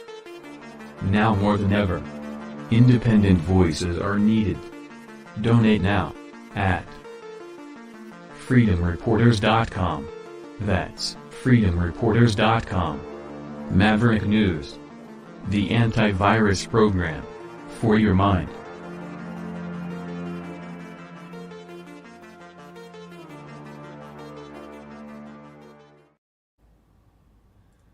And you can donate at freedomreporters.com to support our independent journalism here on the Maverick News channel. To those of you who have donated, I'm endeavoring to send out thank you emails, trying to get caught up on some of that kind of work. But it's very difficult to keep up with all the correspondence. The phone calls coming in today alone just sucked up a ginormous amount of my time today. I really appreciate the calls. Don't get me wrong. I really do. And I really enjoy being able to engage with people over the phone on one-on-one conversations that I have with people when they call here and just get me on the phone directly. So do appreciate it. But yeah, it took a lot of my time today. I didn't even get to send out thank you emails today. But to those of you who have donated already, thank you. It really does make everything we're doing here possible. We have set up now a call-in phone system with a level of automation for call screening. So that's what the money's being used for. We're working on the website. We're expanding out onto other platforms. The donations that you're making are making all of this possible. And we are getting thousands of new subscribers and followers every month now. It's incredible. And we are so grateful to be able to share this alternative, independent perspective with Canadians, Americans, really people around the world, because we do have, honestly, now a worldwide audience here on the Maverick News channel. And none of that would be possible. None of this would have happened if it wasn't for you. So thank you. We do need your support. If you can donate, you can do that at freedomreporters.com, or you can click the hot link in the YouTube, Facebook, and Rumble descriptions, and that will take you straight to the donation page where you can support our free independent journalism, which obviously we're conducting in the face of this Trudeau tyranny here in Canada and this Biden bureaucracy in the United States. So again, thank you to everyone for everything you've done so far. And over to Brendan to tell you the other way you can support our work here. Aside from helping us out financially, you can also be a really big help to us by hitting the thumbs up button, the Rumble button. So yeah, I can't emphasize that enough. Please smash the like button. Furthermore, also be sure to subscribe and hit the bell button for notifications as well. All of these things help defeat algorithms and things of that nature. It helps us out hugely. And also, just by participating in the conversation, we'll be opening the lines at some point later today. And that's also a big help to our program here. We love hearing your perspective, so be sure to leave comments, engage in the conversation. This is not possible without you guys. We truly do appreciate all of the blessings that you have bestowed for us. So thank you so much for your time and for your engagement with us. I can't state enough how thankful we are. And I do want to go back to the Prime Minister. This is him later in the day. This is him meeting with the Muslim community in Cambridge after his brief stop. And I believe it was Kitchener, is where we watched that previous video from. But this is him addressing the Muslim community there. And again, listen very carefully to what he says and how he says it. And he tempers this a little bit, but it's still playing the race card to push those buttons. But also the way you've contributed to the entire country. We are all better off for it. And Canada can continue to grow and learn and be better with that. But at the same time as we recognize our successes, we have to think that it hasn't always been easy. And Canada hasn't always been as open and welcoming as we should be. And quite frankly, over the past few years, partly because of the pandemic, partly because of divisions in some of our politics, there have been a little more anger, a little more intolerance than I think we need to see in Canada. He has no business even using that word or in that way. He just does not have, he's given up his moral right to use it. So that's where everyone needs to come together and stand together and be there for each other and listen and learn from each other. And above all, fight to respect each other, to be there for each other. Fight to respect each other. Got to fight. Got to fight. So he's calling for tolerance and peace, I guess. You got to fight. Interesting choices of words that he uses. Everything with him is sort of upside down and backwards all the time. Double speak, always double speak. And I know that this generation of young people, all of you kids, get that. You understand how important it is to open yourselves up to the world while at the same time being proud of who you are and where you're from. And in Canada, there's no contradiction there. But isn't it interesting how in the same breath, he talks about how Canada hasn't always been as open and as tolerant and as welcoming as it should have been. Well, who's he blaming for that? He's laying blame on the one hand. Then he rushes right over here and he says we have to fight to respect each other and talks to the young people. What is he really saying? Really listen to what he says and how he says it. What he's saying is Canada's been kind of a racist place. There were some pretty racist people who didn't really want to let you guys in. But now that we're in power, it's a much more tolerant and welcoming place because we're liberals and we let you all in. But there's still racists out there, and all you young people, you all know it because we've told you there's white supremacists around every corner. And that's why you have to fight against hate. You got to fight against hate. Anti-hate. Yeah, anti-hate. That's really where it comes back to, doesn't it? Because it's all doublespeak. What he's really doing is he's instilling fear in these young people today with this very soft doublespeak, this soft language of racism that he employs. He's so full of crap. His words, even now, even here, where he's talking about tolerance, he's dividing people. He's scaring these people. He's convincing these young people that there's kind of still racists out there because they don't really align with us politically. They've got different political views. So there's been just kind of a little bit too much anger out there. We got to fight against that. All this anger. And where's that coming from? Oh, yeah, it's all those other people, not our party. It's because, it's partly the pandemic, but mostly because it's a bunch of racists. That's what he's saying. If you really listen to what he's saying, that's what it is.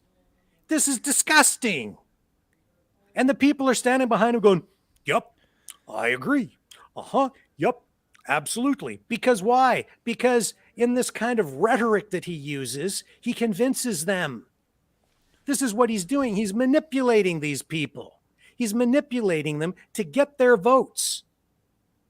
He's not bringing people together. He's saying, we support the Muslim community and we have to fight against all that racism out there because there's a bunch of white supremacists out there who really don't like you. You got to vote for me because I'm a liberal and we'll protect you. And the idea of you need to fight to respect each other, that makes no sense. I have never had to fight to respect somebody else my whole life. I mean, there's certainly times where we maybe have to be a little more forceful to receive respect back, but however, I've never that choice of that word to fight. It suggests, it implants the idea that there's something to fight against. Mm-hmm. What are you fighting against? White supremacy, racism, all of the isms that he wants to throw at you. It's so tiresome.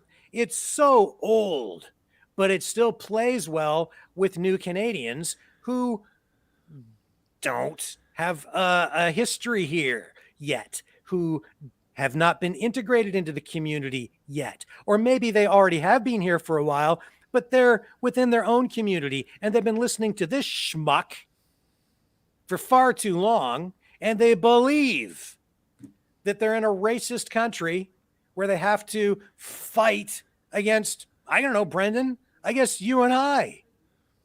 But I'll tell you, I go out onto the street and into my neighborhood, there's no problem.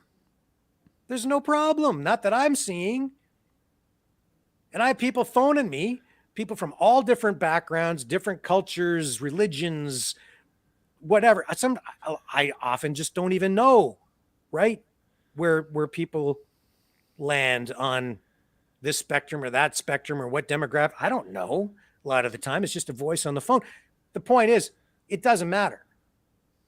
What matters is whether you care about freedom or whether you subscribe to authoritarianism, fascism under a dictator like this guy.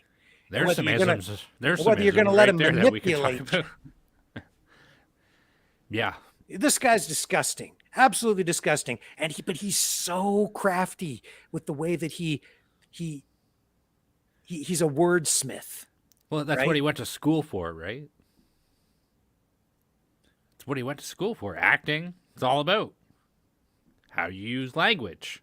And all these words, they're very carefully chosen, designed to push buttons. He's very good at it.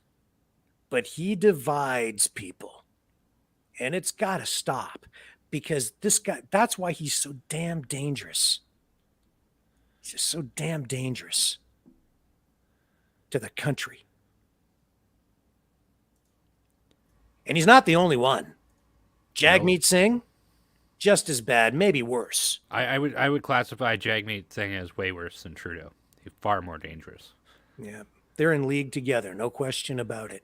I'll tell you this. This is another thing. Another phone call from another supporter today, another friend, someone who's become a friend since we started this program. Okay? And he mentioned something, and I've thought of this myself many times. The anti-hate, anti-freedom, pro-censorship legislation that this goof is setting up and getting approved right now. You know who it's going to come back to bite in the end? Him. It will consume him. It will consume all of them eventually. You think, you blackface moron, you think you're immune to your own hate? It's going to come back and bite you right on the ass. It's coming for you. You're doing it to yourself. You're doing it to everybody because you're dividing the country. Look at the color of your skin, pal. Look at your rhetoric. Look at your background. Look at who you are. Look at your privilege. Check it. They're coming for you. They're going to come for you. Because what goes around comes around when you do crap like this. You think you're immune? You just wait. You just wait. It won't be tomorrow. It won't be next month. It might not even be in 2025. But down the road, these left-wing, fascistic, communist, dictator types, these authoritarians, they all end up eating each other alive. Oh, big time. Absolutely. The left eats itself at every chance. And you see that with, especially with the so-called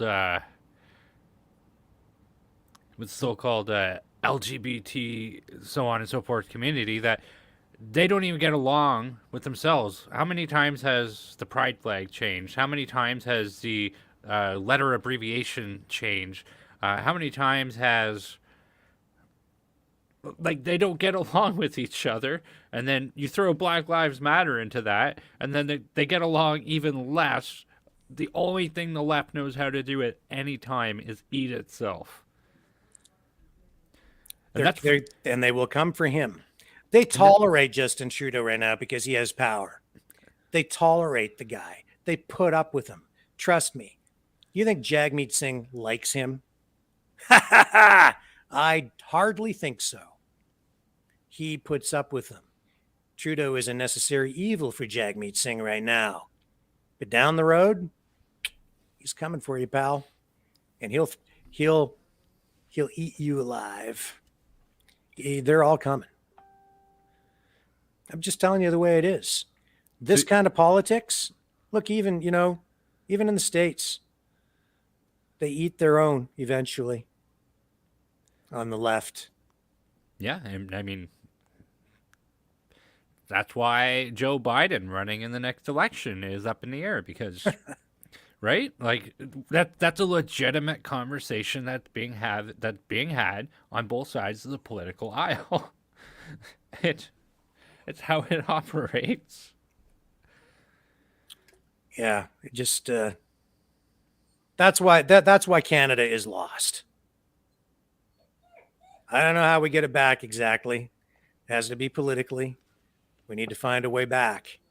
But Canada's lost, and it's because of this kind of crap that we see coming from this moron. Worst prime minister in Canadian history. Worst prime minister ever. Absolutely the worst. Because you know why? He's not really the prime minister of Canada. Yeah, he has the title, but he's been working actively to undermine the country, to give it away, to give up our sovereignty, to make Canada a post-nation state, to put Canada under the umbrella of a new world order, a one world government, where Canada is really subservient to it, where we no longer have. He talks about defending democracy. What a load. This is a guy who doesn't even believe in Canada as its own nation state. So what are you defending? He's not even interested in defending Canadian democracy or Canadian sovereignty.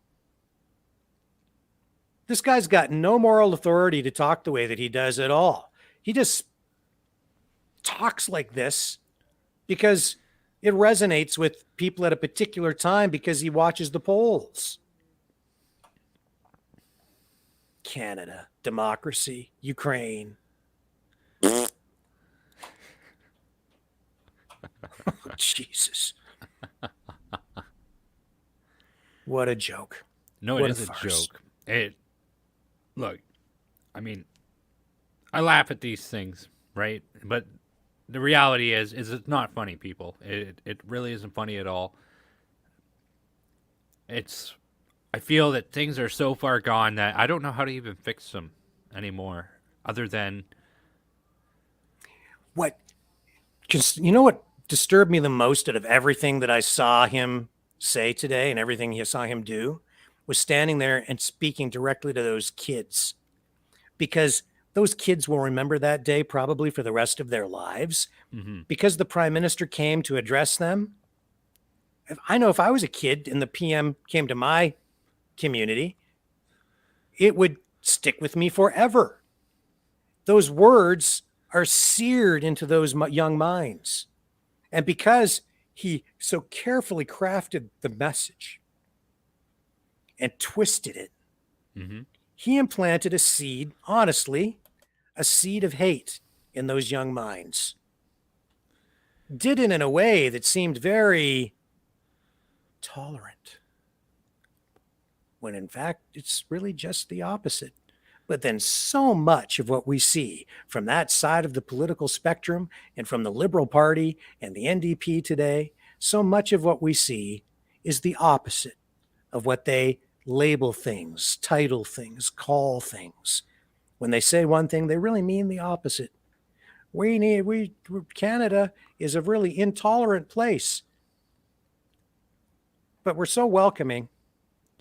But that's just us liberals. Got to vote for me. We'll protect you. What a racket. What a scam. It's a huge scam. Scares the crap out of me, man. Scares the crap out of me. That's the bottom line. Is all these things are frightening, and have these things gotten better, or have they gotten worse since Justin Trudeau has come into office? Far worse. I would say they're far worse. Everything is far worse off in this country now that Justin Trudeau is the leader. Far, far, far worse.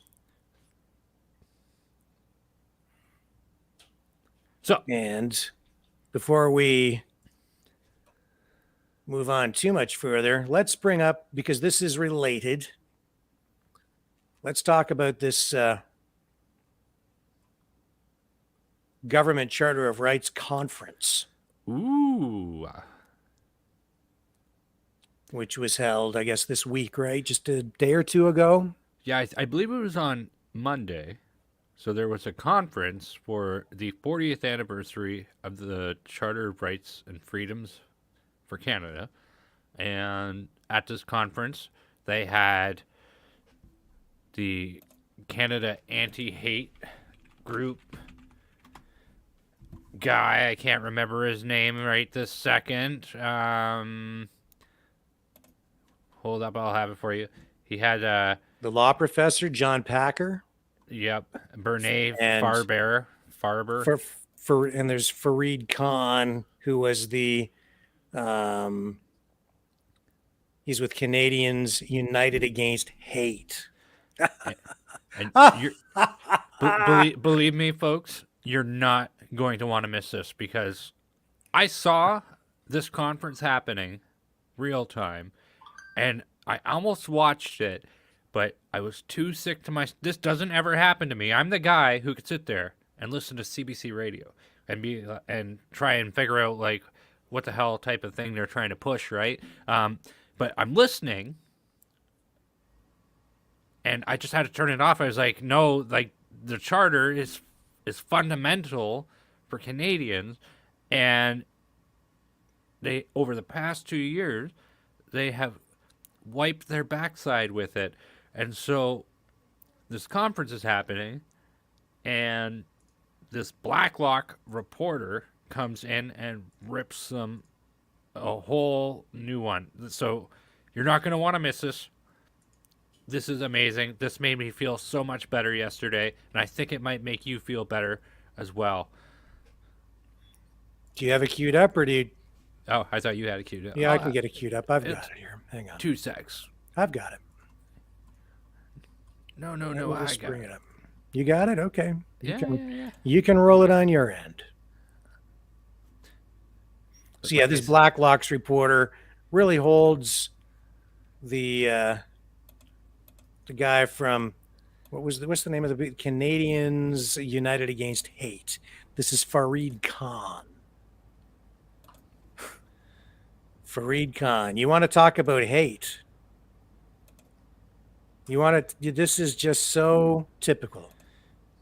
This these is just days. this is so amazing because I mean I wish I watched this real time when it happened now. But anyway, So again, a conference on the Canadian Charter of Rights and Freedoms. This guy's with Canadians United Against Hate.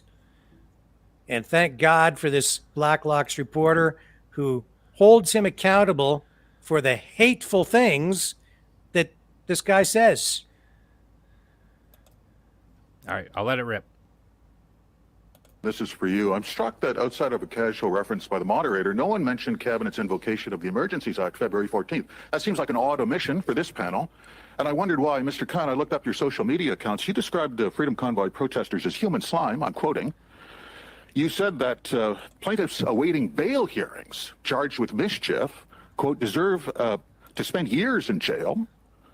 You said any publicly funded employee, including a nurse who donated a penny to the Freedom Convoy, needs to be removed from their job. That was on February 16th on your Twitter account. And you said any conservative MP who supported protesters needs to be arrested. Mr. Khan, that's a little bit rough coming from an advocate of the Charter of Rights and Freedoms. Could you comment? Yeah, I don't think I ever used the term human slime. I'd like you to send that to me if where I posted that. But yeah, I was harsh. I was harsh on the protesters. This was a protest organized by people with a known history of racism, white supremacy, Islamophobia, anti-Semitism. They allowed white supremacists and neo-Nazis to march around freely within the protest. No, they did not. We've all shown you the footage. You've seen the footage. You can look it up for yourself. Lie. These individuals were all booed off of Parliament Hill. Nobody wanted them around. There was one sighting of one swastika and one Two sighting people in of an individual with a Confederate flag. This is a lie. Those people were all told to leave. Nobody tolerated it at that protest. He's lying. Lie. Big lie. Great They had big no fat problem liar. with that. And frankly, the politicians who stood by these protest organizers and enabled them and encouraged them, in my view, were committing sedition under the criminal code. And, look up the sections. These are people, the people who organized the protest and supported the protest were calling for the overthrow of the government. And frankly, the people who were victims of that protest and occupation in downtown Ottawa, they didn't deserve what happened to them. We get hundreds of protests in Ottawa every year. Some are very, very aggressive. I think we can move on, Mr. Khan. I think you've answered my question. The slime was on your Twitter account on February 17th. Does no one here agree with the Canadian Civil Liberties Association's challenge of the invocation of the Emergencies Act in federal court? Does nobody here think that's a good idea, whether you like truck drivers or not? And is there nobody here who wanted to join the 15 civil rights petitioners yesterday who asked Cabinet for a clear above-board inquiry into why they invoked the Emergencies Act? Forget about what the truck driver... And that's where the clip ends. But that guy's a great big fat liar. Huge liar. Liar, pants on fire. And that hanging reporter, from a telephone wire. And that reporter is a Canadian hero right there. Holy crap. If that is not your feel-good news of the day, I don't know what the hell is. It's watching those slimy individuals squirm there. But it doesn't make me feel good because this is constant. It goes on all the time. They lie. They lie. We saw them lying all through the protest in Ottawa. We saw the Prime Minister lie. We saw the Premier lie. We saw the police chief in Ottawa lie. And the interim chief lie. And then we saw them bring in their goons and beat the crap out of people. And all of it based on lies. And look at the fact. And the fact being that he's trying to cite Canadian criminal code saying, oh, this is sedition. Nobody has been charged with sedition. If you're so confident that is the case, then they would have been charged with it. Nobody's charged with sedition. And you know something else, Brendan? You can look up the definition of sedition, and I suppose you can interpret it any way you want.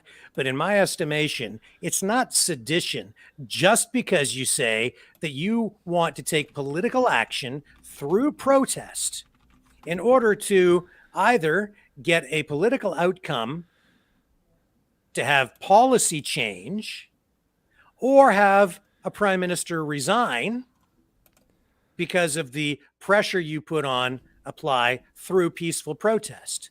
That is not sedition, and that is not calling for the overthrow of government. There were some people who added on to the list of demands from the Freedom Convoy who said, we Drop the want mandates. all of these mandates dropped, and or we want the prime minister to resign.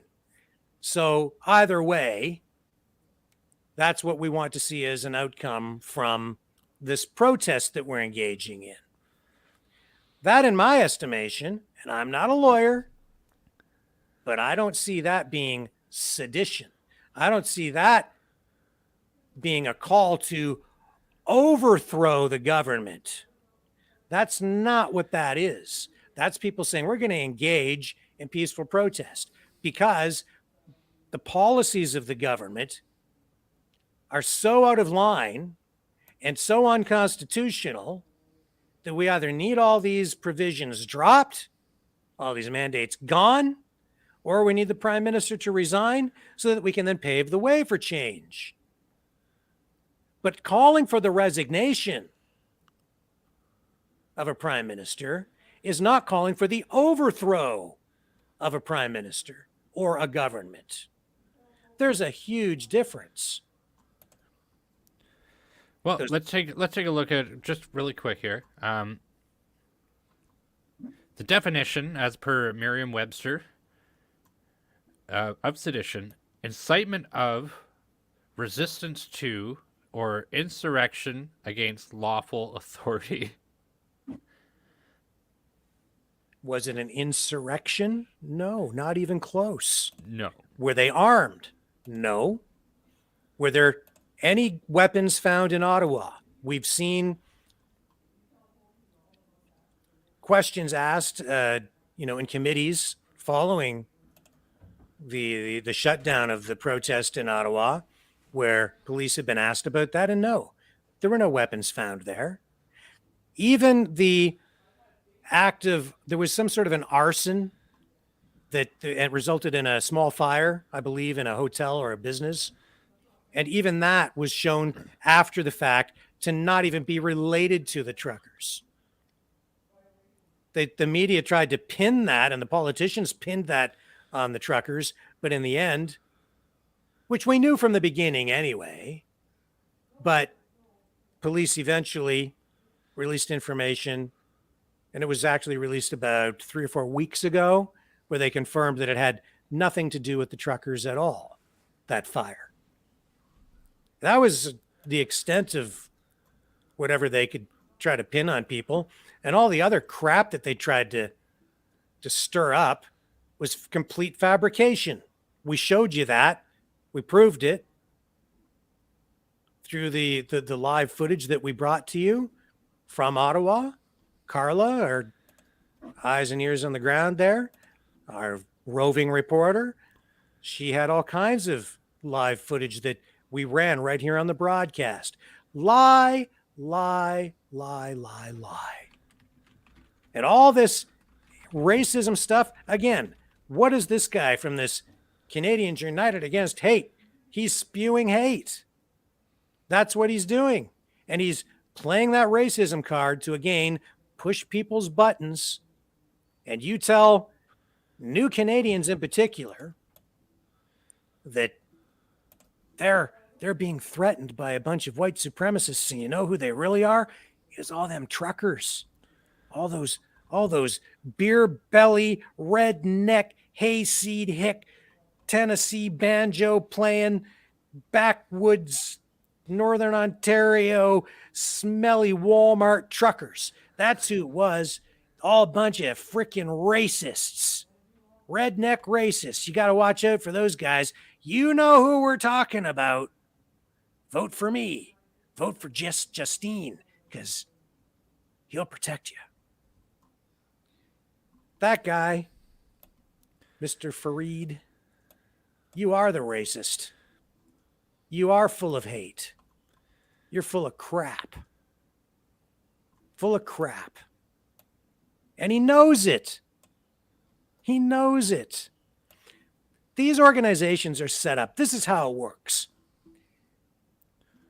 You set up an organization. You call it anti-hate this or anti-hate that. You get a bunch of government funding from these left-wing, communistic, fascistic politicians like Trudeau, and he supports it. But then you become a useful tool for the Prime Minister and his political causes. Because what do? Then what you do is you target specific people. You call yourself anti-hate, but what are you really? You're a propaganda machine. You become an integral part of the propaganda machine because now you're an authority on anti-hate and racism. Why? Because you get a name and you get government funding. So then, when needed, you construct a narrative. And because you're viewed as an authority, like say during a big protest in Ottawa involving a bunch of truckers that the government doesn't particularly care for because they want to keep all of their authoritarian lockdown measures in place during a public emergency called a pandemic. Well, they roll out these anti-hate groups and they spin up a narrative about how these truckers are actually a bunch of terrorists, a bunch of white supremacists. And then you call in the media, and the media interviews the guy from this group. And then that narrative gets play in the media. And the politicians get to comment on it. And they stir up public opinion. And then it becomes a perpetual self-reinforcing feedback loop. And they point, and when they charge people with things, they point to the comments made in the media that came from these experts on anti-hate who made crap up to begin with. It's all made up, but because they're supposed to be an authority on racism, it's taken as gospel and fact. And it's even often presented in court as evidence, when in reality, it's a spun up narrative. That's the way it works now, folks. These guys make stories up, the media reports it, the politicians comment on it, pass new legislation. It results in new policies being implemented across the systems and institutions that we have in place, including police, who then formulate their plans of action and take particular positions and approach the community in a particular way, and it affects their methodology and their ideology as it relates to the execution of their jobs.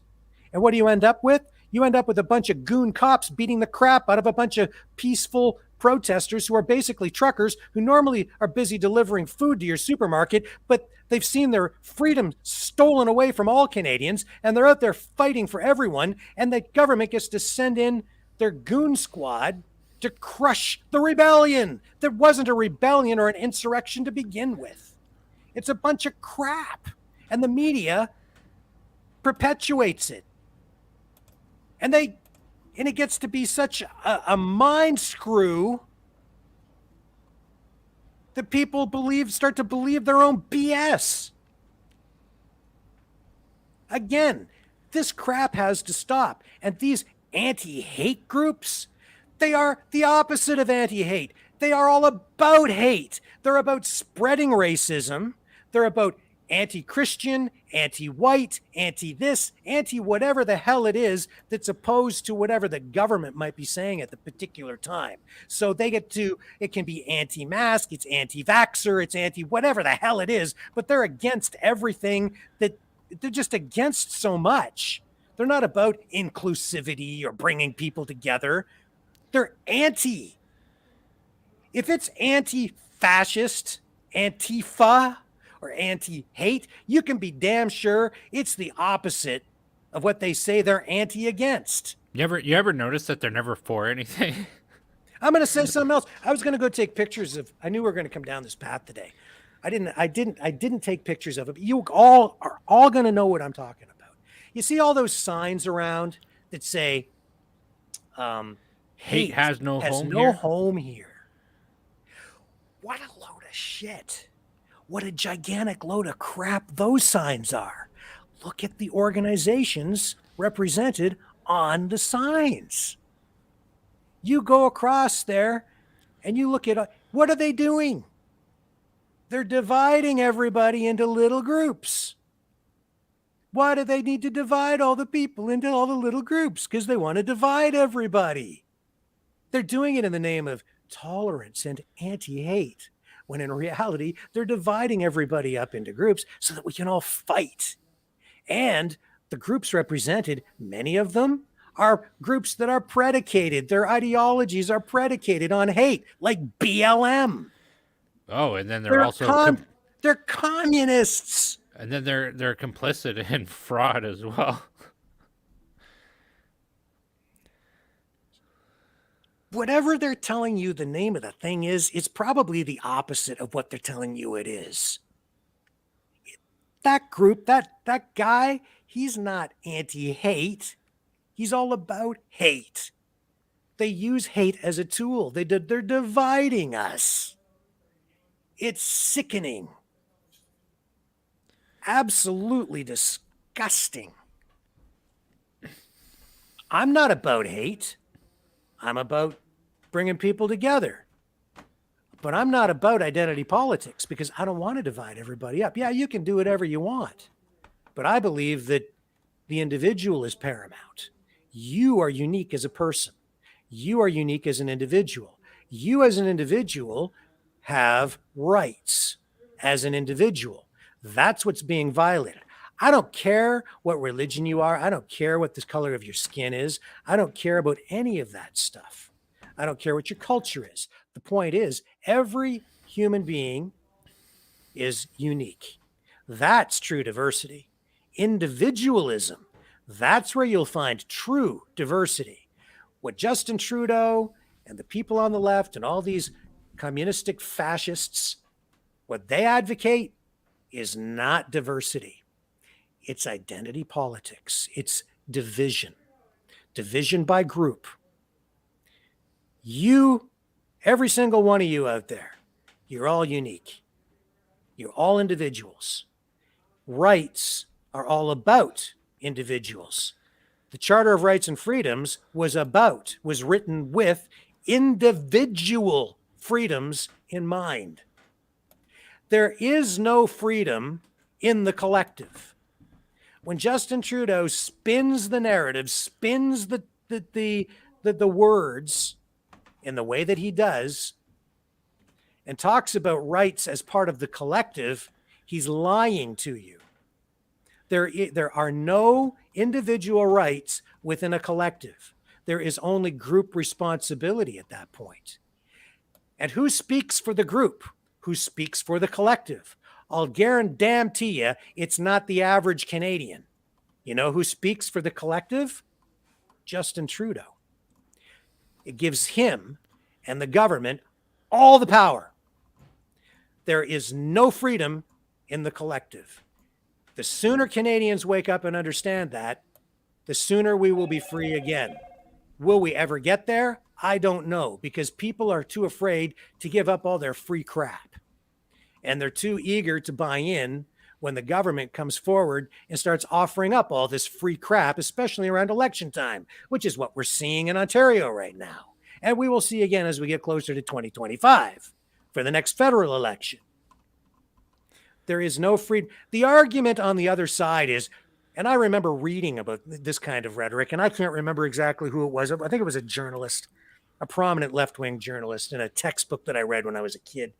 But the argument goes, if a man cannot afford a bus ticket, a bus token, in a free and democratic society, is such a man truly free?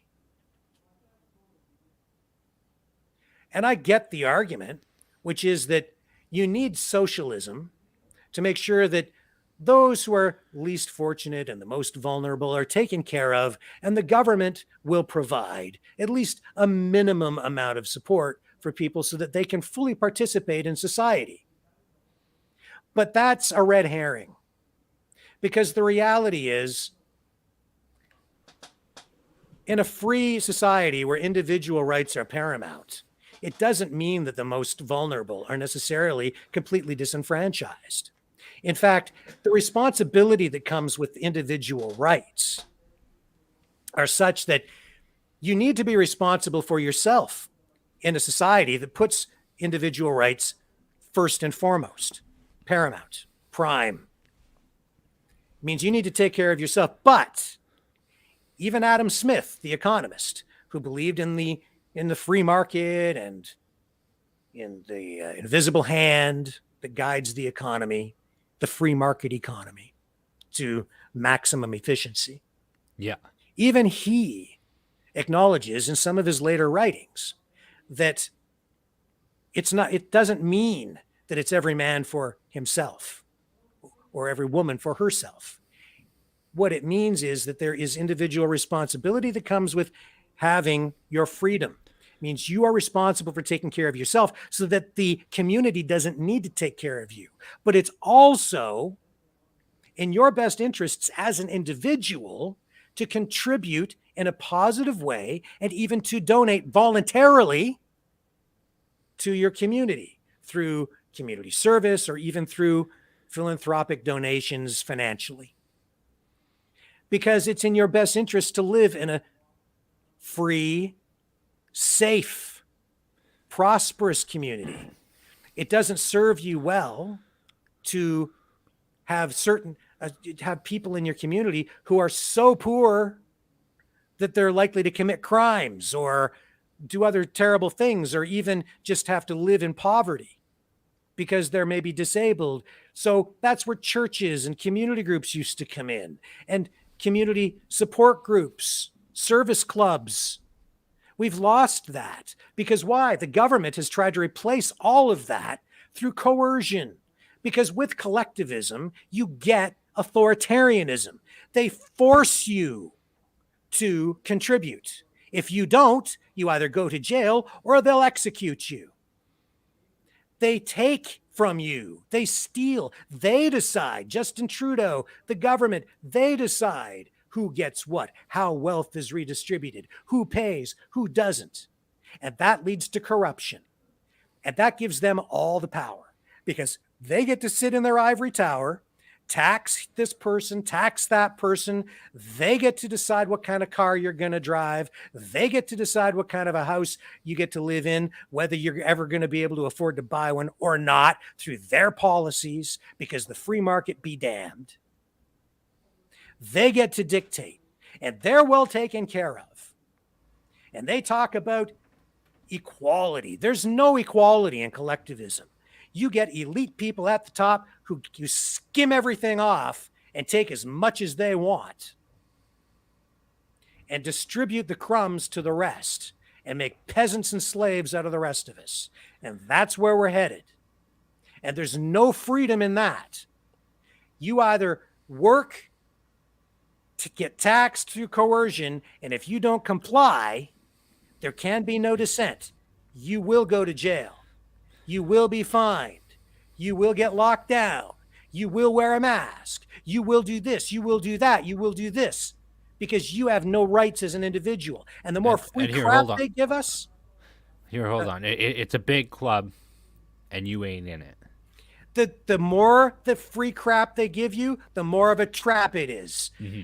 Because they use all of that free stuff to make you dependent. And when you then become dependent, they threaten to take it away, and you don't get to participate in society, in their society, which they control, if you don't comply with every little thing that they want you to do. Hence, masks, lockdowns, vaccinations, digital IDs, social credit score.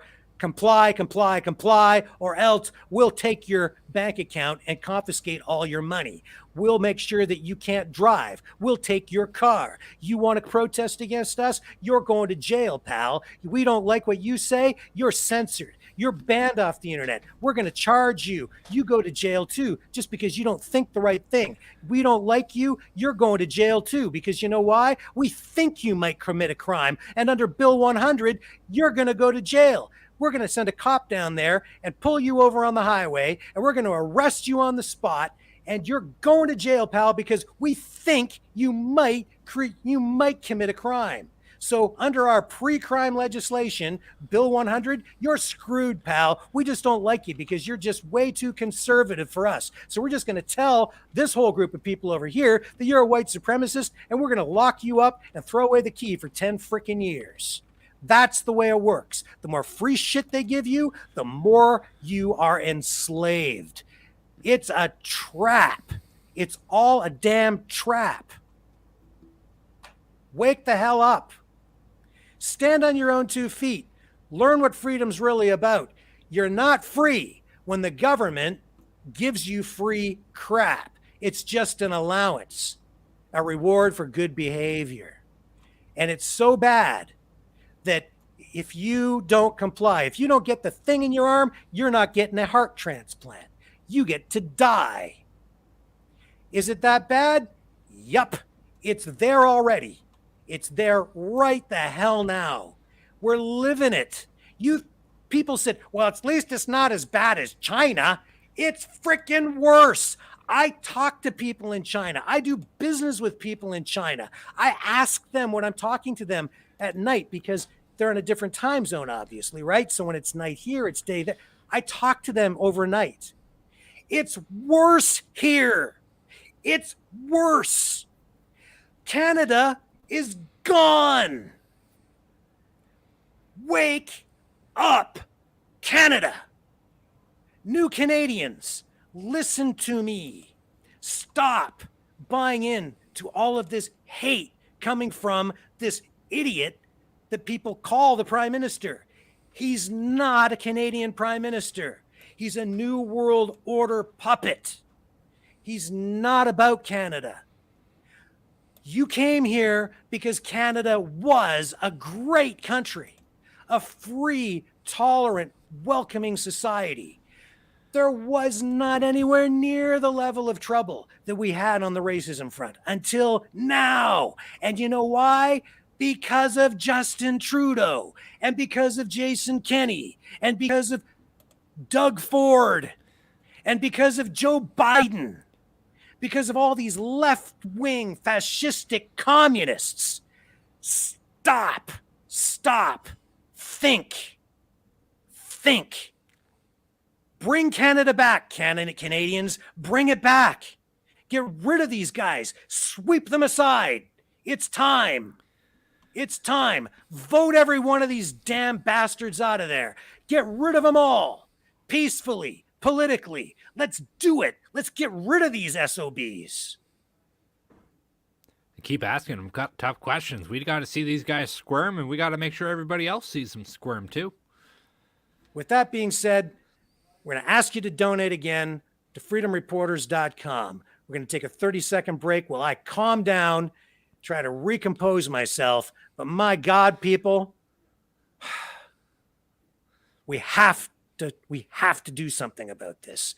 This is day after day after day. Every day I wake up and it's another assault on real Canadians, on all Canadians, on what was Canada. This has to stop. We'll be right back after this. The New World Order. Government overreach. The Great Reset.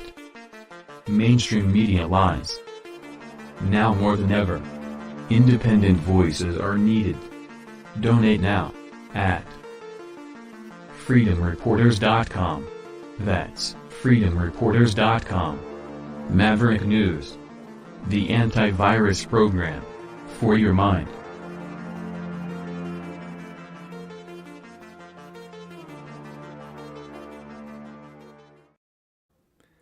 Help us bring Canada back. Donate. freedomreporters.com. Click the hot link in the YouTube, Facebook, Rumble descriptions. Support our work here as independent journalists. We have so much more to do. Canada is lost. The United States is not far behind. We want to restore this country and save the United States. That's what we're doing here. We're doing that by defending and trying to restore free speech, freedom of the media, freedom of assembly, freedom of association, the freedom to protest. We need to bring that back. And we need a better piece of legislation, a better document than the Charter of Rights and Freedoms, which is not worth the paper it's written on, obviously. Support what we're doing. That's what we're doing here. We are fighting Justin Trudeau. We're fighting against you. We're fighting against your liberal BS, your neoliberal fascistic crap to bring back the country that you have destroyed. Don't even use the word freedom anymore, pal. Don't even use those words like tolerance. You don't deserve to. You don't understand what they mean. And stop talking about the charter, because you dishonor the country. You dishonor Canadians every time you open your mouth and talk about it. You don't deserve it. You're a dictator and a great big fat fascist. That's what you are. You divided us all. You've turned the country into a hellhole.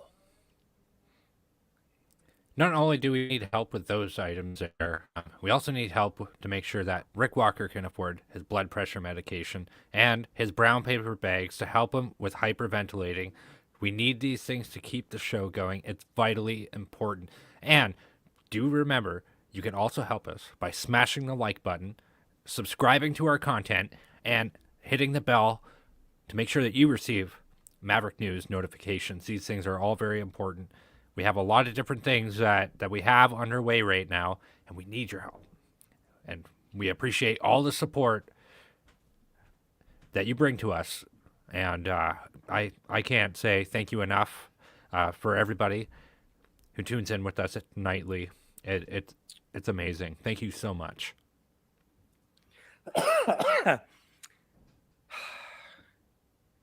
I'll try not to die. That's my Rick rant for the night, I guess, right? I think I was overdue. I think he's feeling better from the virus that shall not be named. Yeah. Yeah. That must have been brewing in you for a while. Oh, Brendan, you have no idea. Especially today, when I was watching that news conference live this morning with JT, and my blood was boiling. I can't take it after a while. The guy is he's just they're all such big fat liars. The stupid thing is, they know they're lying. Anybody who's half intelligent knows they're lying. They know that the people know that they're lying, including conservatives, by the way, a lot of these members of parliament. But they're too afraid to say anything. So nobody wants to stand up against it because nobody wants to be accused of being a liar. I'm telling you, man, it's sick. It's sick. It's absolutely sick. I'm setting up the call system so we can begin to take some phone calls from the Maverick family tonight, from our viewers, which we're really looking forward to engaging in. Just give me a moment here. I will have the show set up in one momento.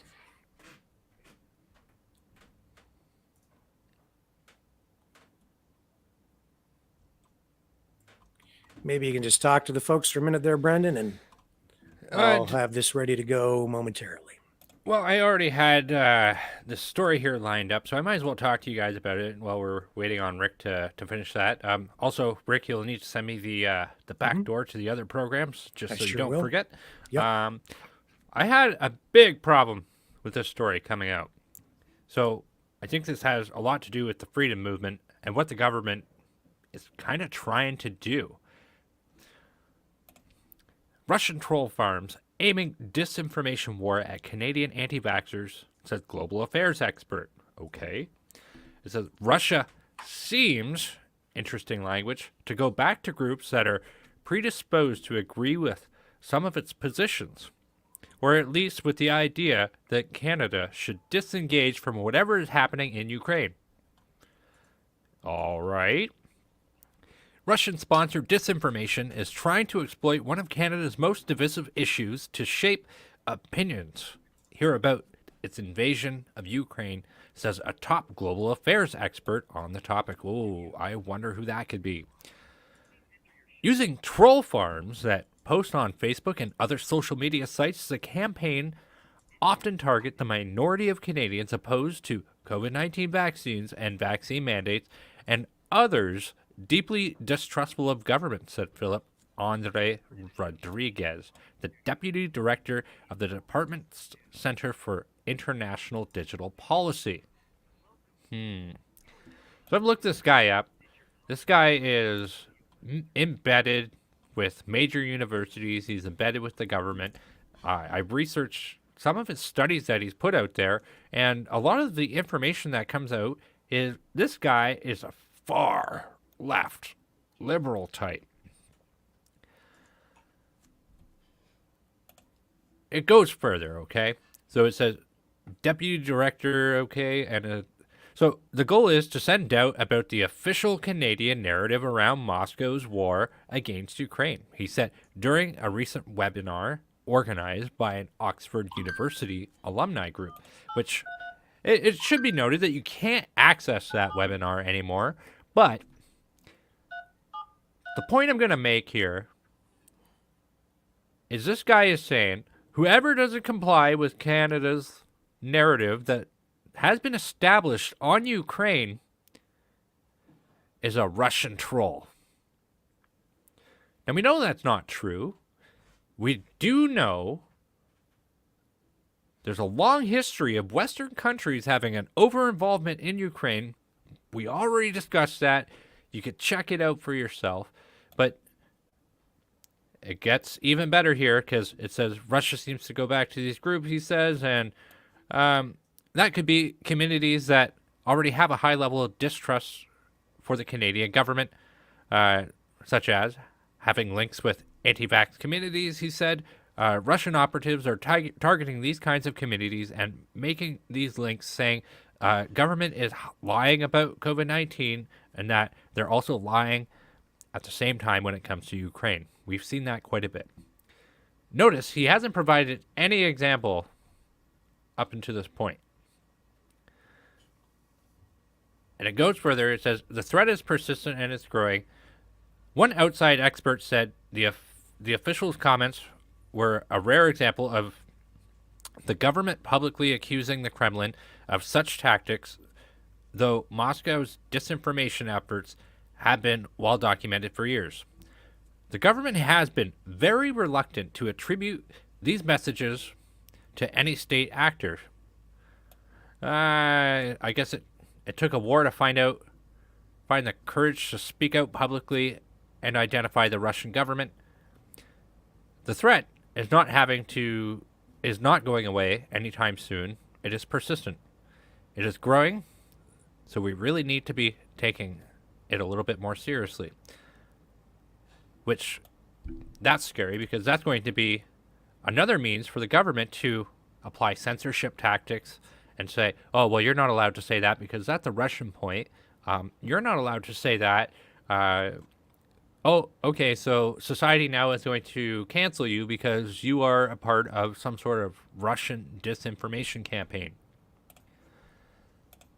In this hour-long presentation, Rodriguez made a distinction between misleading statements issued by Russian politicians and pro-Kremlin media and disinformation. He defined the latter as covert attempts to undermine faith in liberal democracy and institutions and to artificially intensify divisions in society. Well, we all know we just spent an entire broadcast telling you folks who is actually creating the real division in society. Much of the effort since the war started has been aimed at the global South, raising questions about why the West is helping Ukraine and not some other countries, and playing up themes of Western imperialism, he said. For Western audiences like Canada, disinformation agents in Russia infiltrate online forums on sites like Facebook and Reddit, often using troll farms, he said. One such operation, the Internet Research Agency in St. Petersburg, reportedly employs hundreds of workers who operate thousands of social media accounts. That's true, and that has been going on for a long time. the more important thing is how is the government using that information? So I'm not going to bore you with the rest of this because it is a quite lengthy article, but I'll skip to this part here. And it says they include, here's the examples that they came up with, and it's really quite pathetic.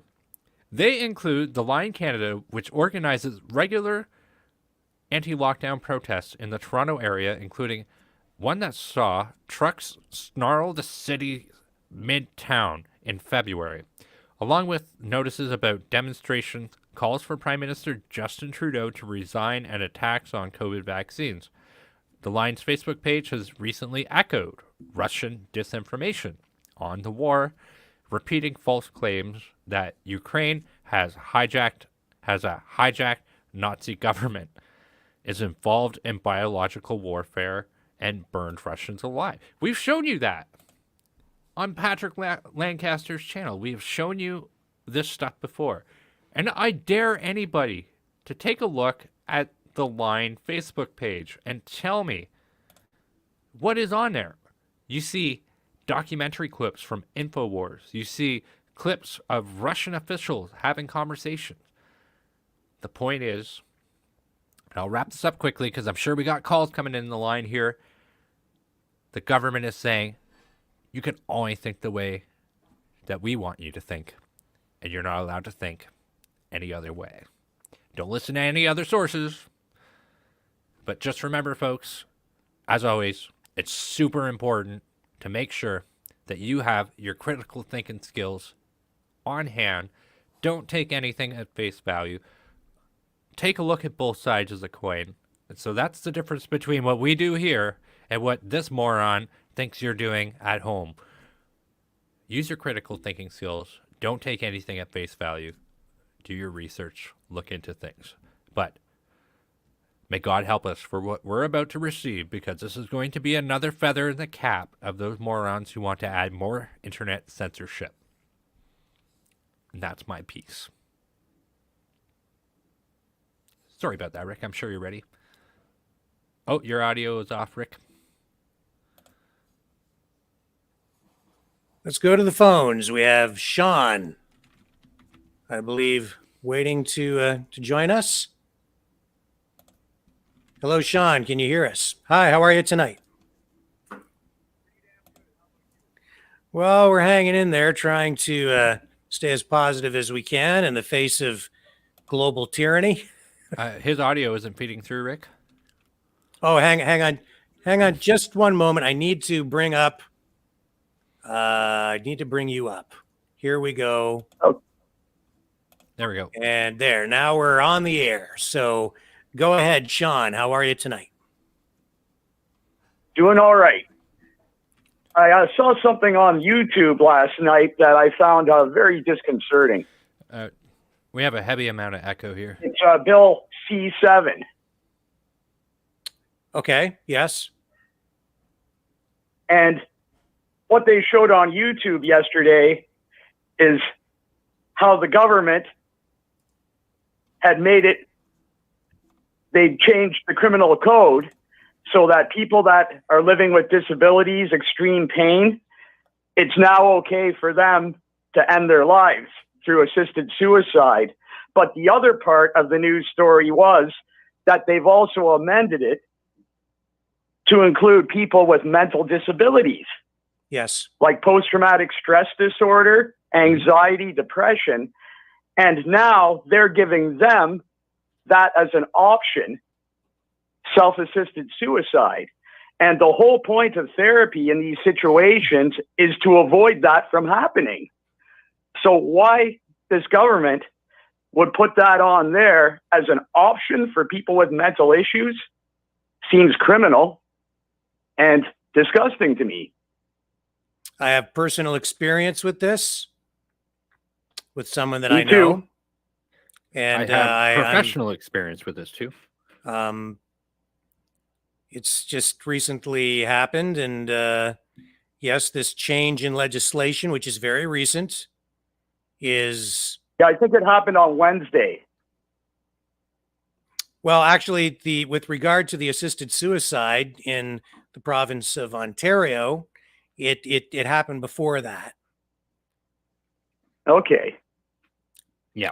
And I know someone that applied for assisted suicide and came very, very close. You need 2 doctors to approve it.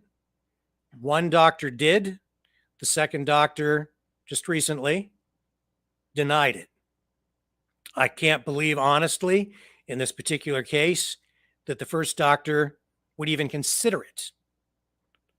Because what you were dealing with was someone who was depressed, I think, after having been locked down for the better part of 2 years, someone who mostly lived alone, moved into a long-term care facility, but still was able to get up, get around, take a taxi or an Uber to go shopping, live life in that way. They still had, in my opinion, plenty of life to live, family, many reasons to continue living. Yes, some medical issues, but who doesn't have medical issues as you get older? But support, and I think still a lot of options to deal with these medical issues so that you could still live a productive or at least fulfilling life. Exactly. And what I think, honestly, what is going on is we have these radical left-wing ideologues who don't value human life in the way that we always have, partly because they have rejected God and religion entirely. So there's no moral compass there. And we are also dealing with people who are sometimes eugenicists who subscribe to the idea that there are too many people on the planet anyway. So they're quite happy to have people die, honestly. Or as they call it, depopulation. Right. That's right. So the government broke you, and now they can fix you by just getting rid of you. And look at all the potential money they could save by not having to pay your CPP. That's Canada pension. That's your Canada pension plan. That's yes. Yeah. I personally was not that aware of what the situation was until this affected someone who I knew personally and became aware of their story. And it became very, very disturbing to me because this makes no sense. There's this legislation, the way it's written now is so loose and so it opens the doors in such a broad way that it is no longer, in my view, assisted suicide, if it should be used at all, it should be reserved for people who are truly at the end of their life in a lot of pain. They have no hope. There's no way for them to live a fulfilling life anymore. And no cure. No cure. Maybe usually this is reserved for people who are palliative. They're succumbed to bed. They don't have a lot of options. They are at the end of their illness, like stage 3, stage 4 cancer. Not anymore. That's where I believe if it were there, it should be utilized. And look at the reality of the situation. If you actually have mental health issues that really want to drive you to do that, you're just going to do it anyway. You don't need the government to tell you it's okay. And that is an actual faction of society where there are lots of people who are heartbreakingly disturbed, and they already do this. Sean, do you have a personal experience with this?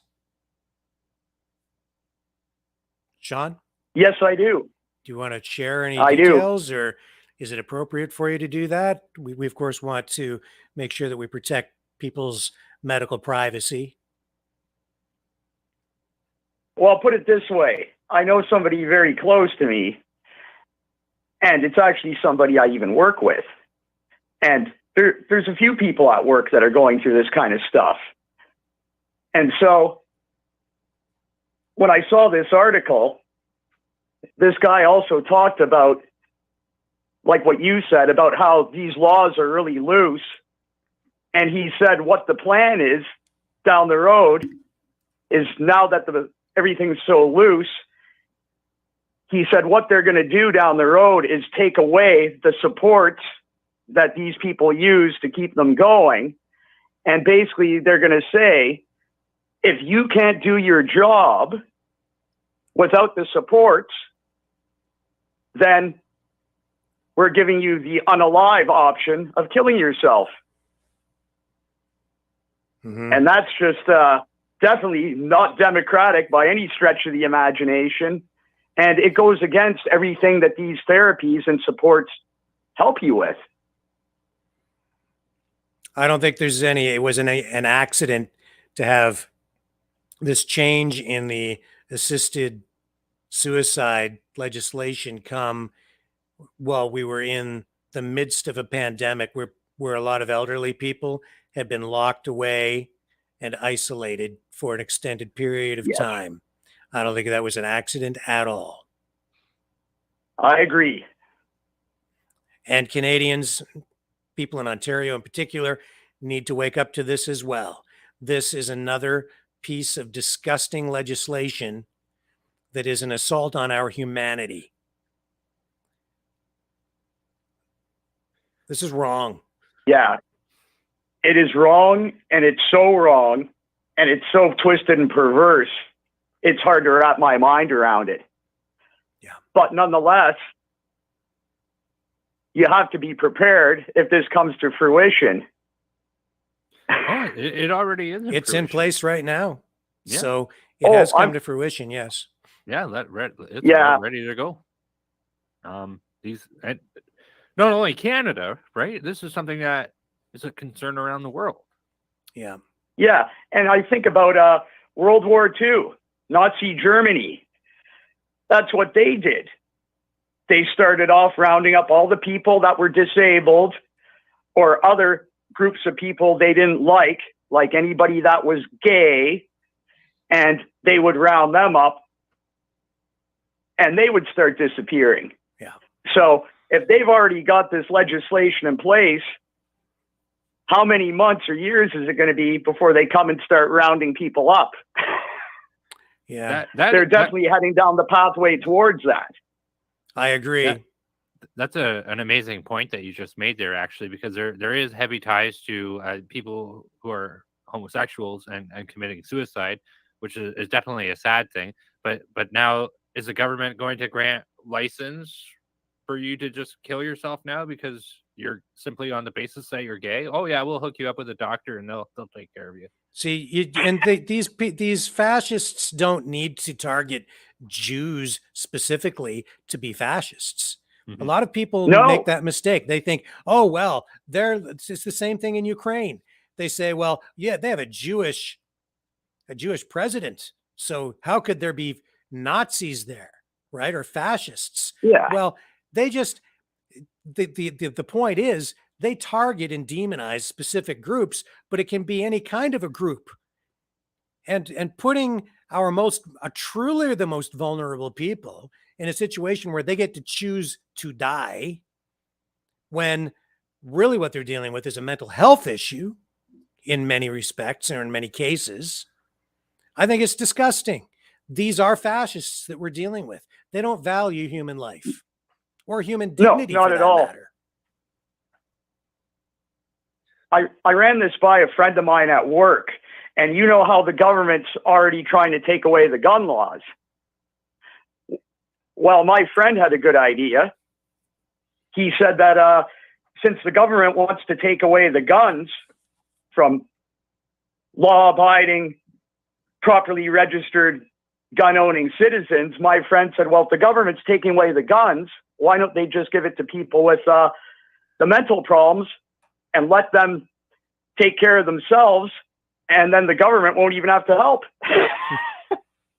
I don't know. Well, listen, Sean, we're going to move on because we've got other callers waiting. I appreciate the phone call here tonight.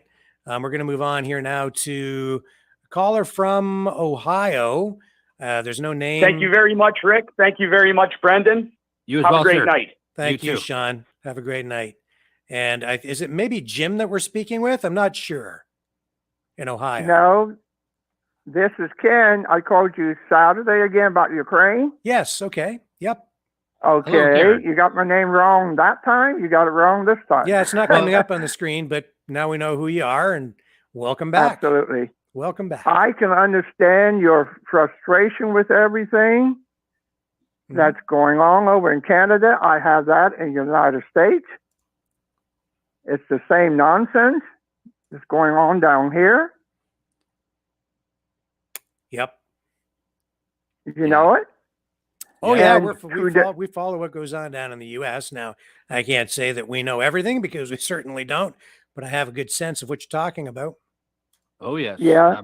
And I was listening to that idiot Trudeau speaking, like we got the idiot down here, Biden, and all they're talking about is just increase more stuff to go over to the war to just make Russia get more angry with everybody, I guess. yeah.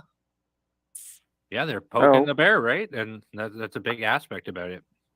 Yeah, and watching Trudeau up there a while ago speaking, I was watching that when he was opening his mouth and speaking this nonsense, and watching these three stooges standing behind him looking like idiots with masks on outside. Yeah, I know.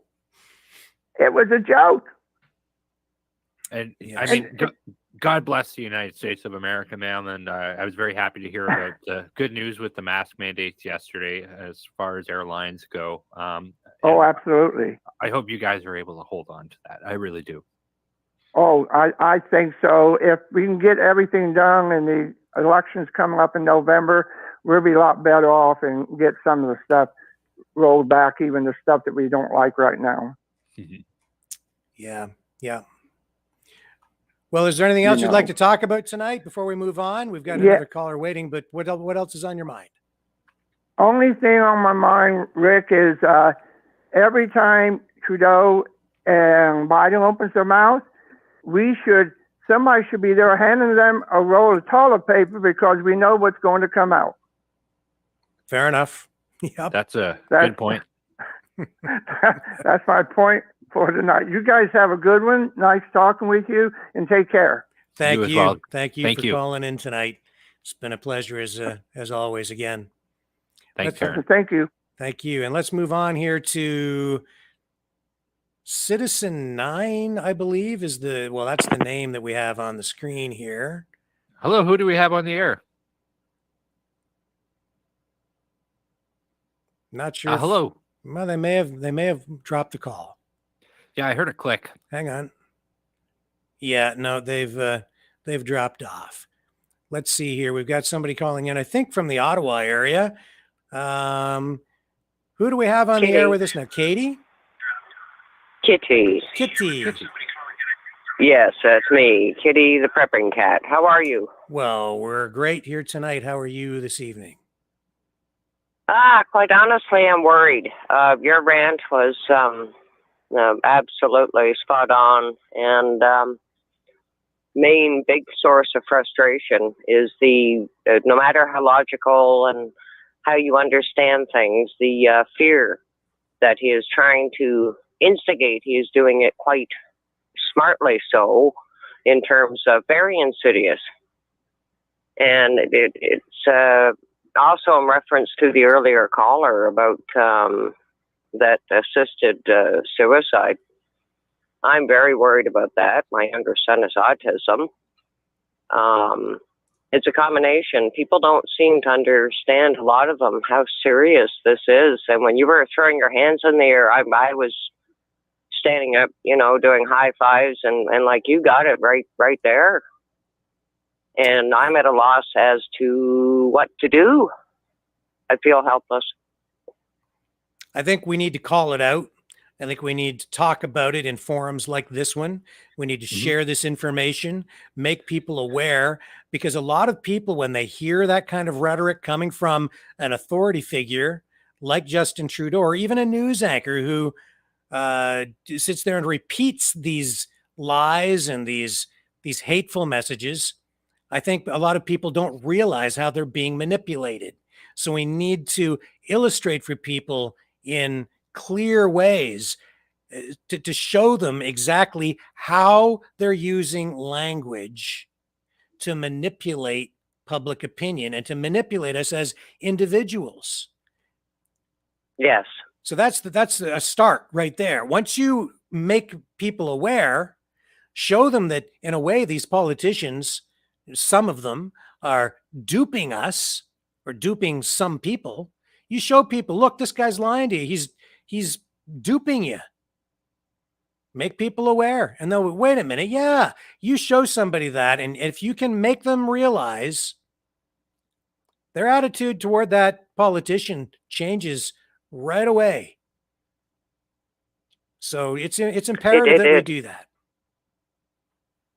We absolutely must. And the thing is, too, I consider myself a logical, average person. And lately I've come to realize that his fear rhetoric has been seeping into me like a little sponge, a drop at a time, and I didn't see it coming. And even though I know better, I'm sitting here, I was listening to you, and I was thinking to myself, am I going to live long enough to look after my son? You know how it is, and you're a parent, and it's like, okay, you got everything good for your kids, and now I'm sitting here going, okay, I have to live to be at least 95 because I don't trust now to be like, all right, Robert, everything's great, everything's all set, because, it really is very scary. I'd like to quickly address, if I could, I do think a lot of people are losing their minds, not literally, but the lockdown, the effects of a lockdown, which, including us, we are feeling. They're breaking in locally where I live, and they're taking anything now. It doesn't matter what it is. Could be a shovel or whatever. And just to clarify, so your region is currently experiencing an upkick in crime. Is that what you're saying?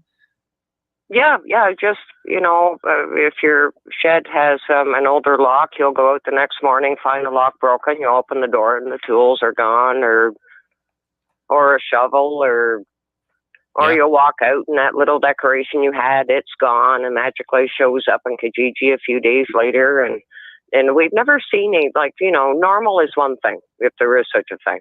But this is getting ridiculous, and people are getting hungry. And when people get hungry, they get dangerous. And in the meantime, all of us have been trying to explain to them, but it's almost like there's a blind spot that we haven't found yet, or we can't get through. We can't save everybody, but I feel very helpless because I feel like after everything I've done, I don't know what else to do. Well, hey, just keep yourself. I'd be curious as to. Just keep yourself in perspective. Keep your home, your place, your paradise. Keep your home as your paradise, and don't let negative things into it. It's just, there's only so much an individual can do, right? And you don't want to put the burden of all that on your shoulders, because you won't be successful in doing so. But think about the small little things that you are able to do, whether it be if you endorse a political candidate, helping them deliver signs for an hour or something of that nature. There's all kinds of things that you are able to do, but just keep yourself in perspective and don't burn yourself out, because it's not going to fix anything. Yes, I try not to.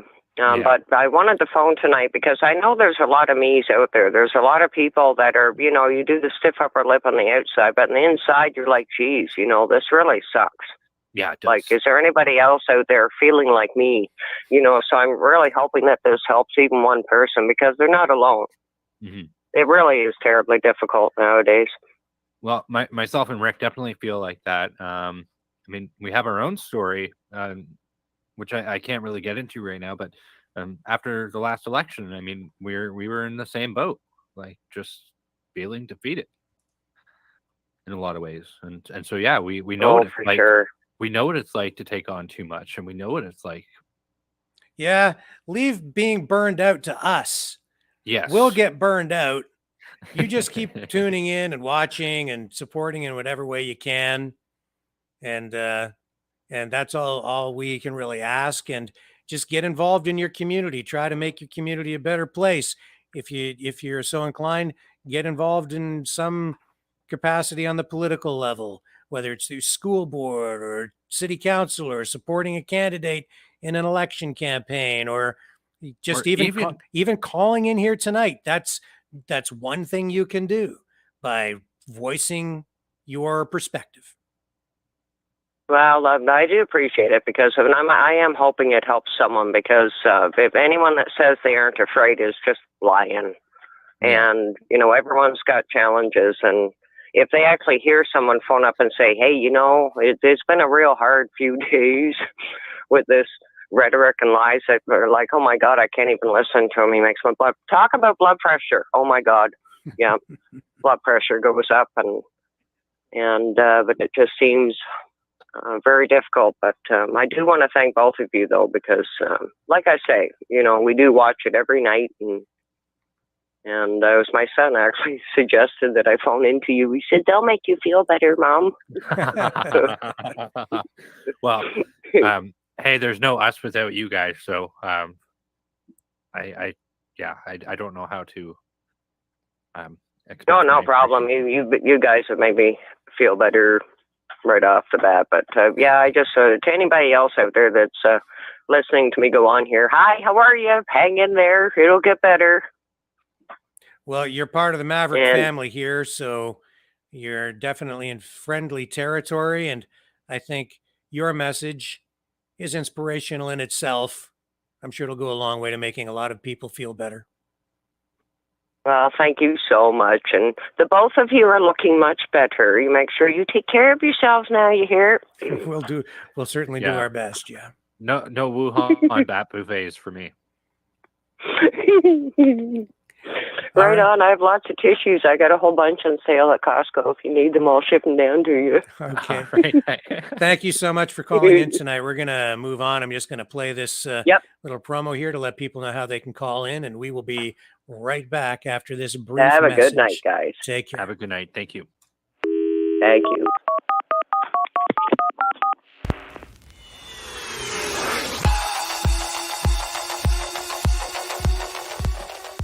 Join the conversation. Call 1-833-975-3733. That's 1-833-975-FREE. Speak up. Speak out. Make your voice heard. Maverick News. Fighting for freedom by defending your right to free speech. Be a Maverick. Join us.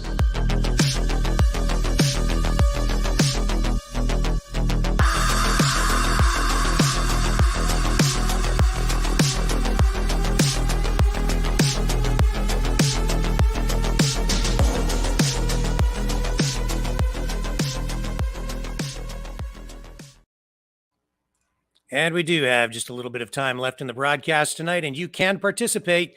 You can get engaged by calling us at 1-833-975-3733. That's 1-833-975-FREE.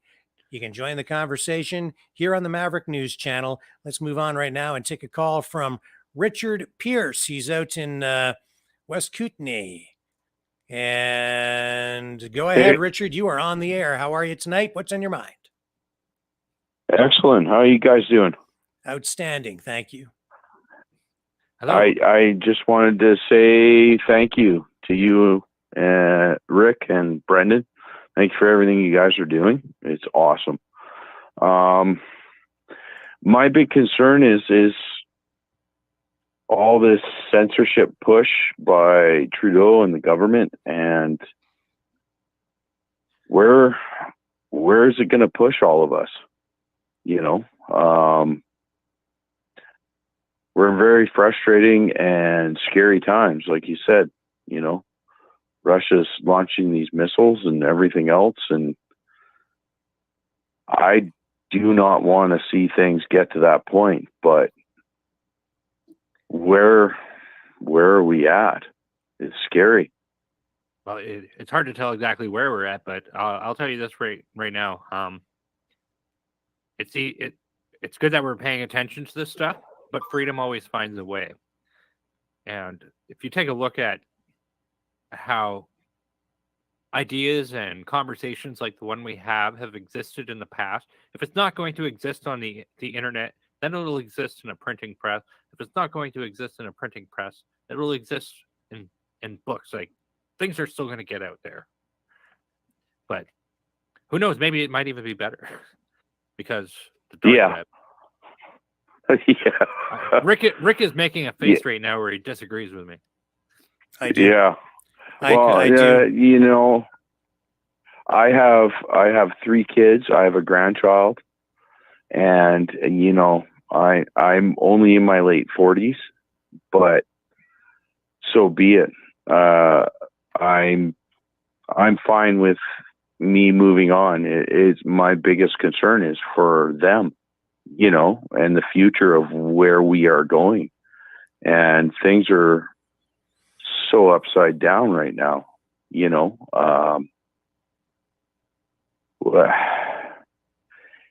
Our leader is not doing things by the way of our Constitution or our rights.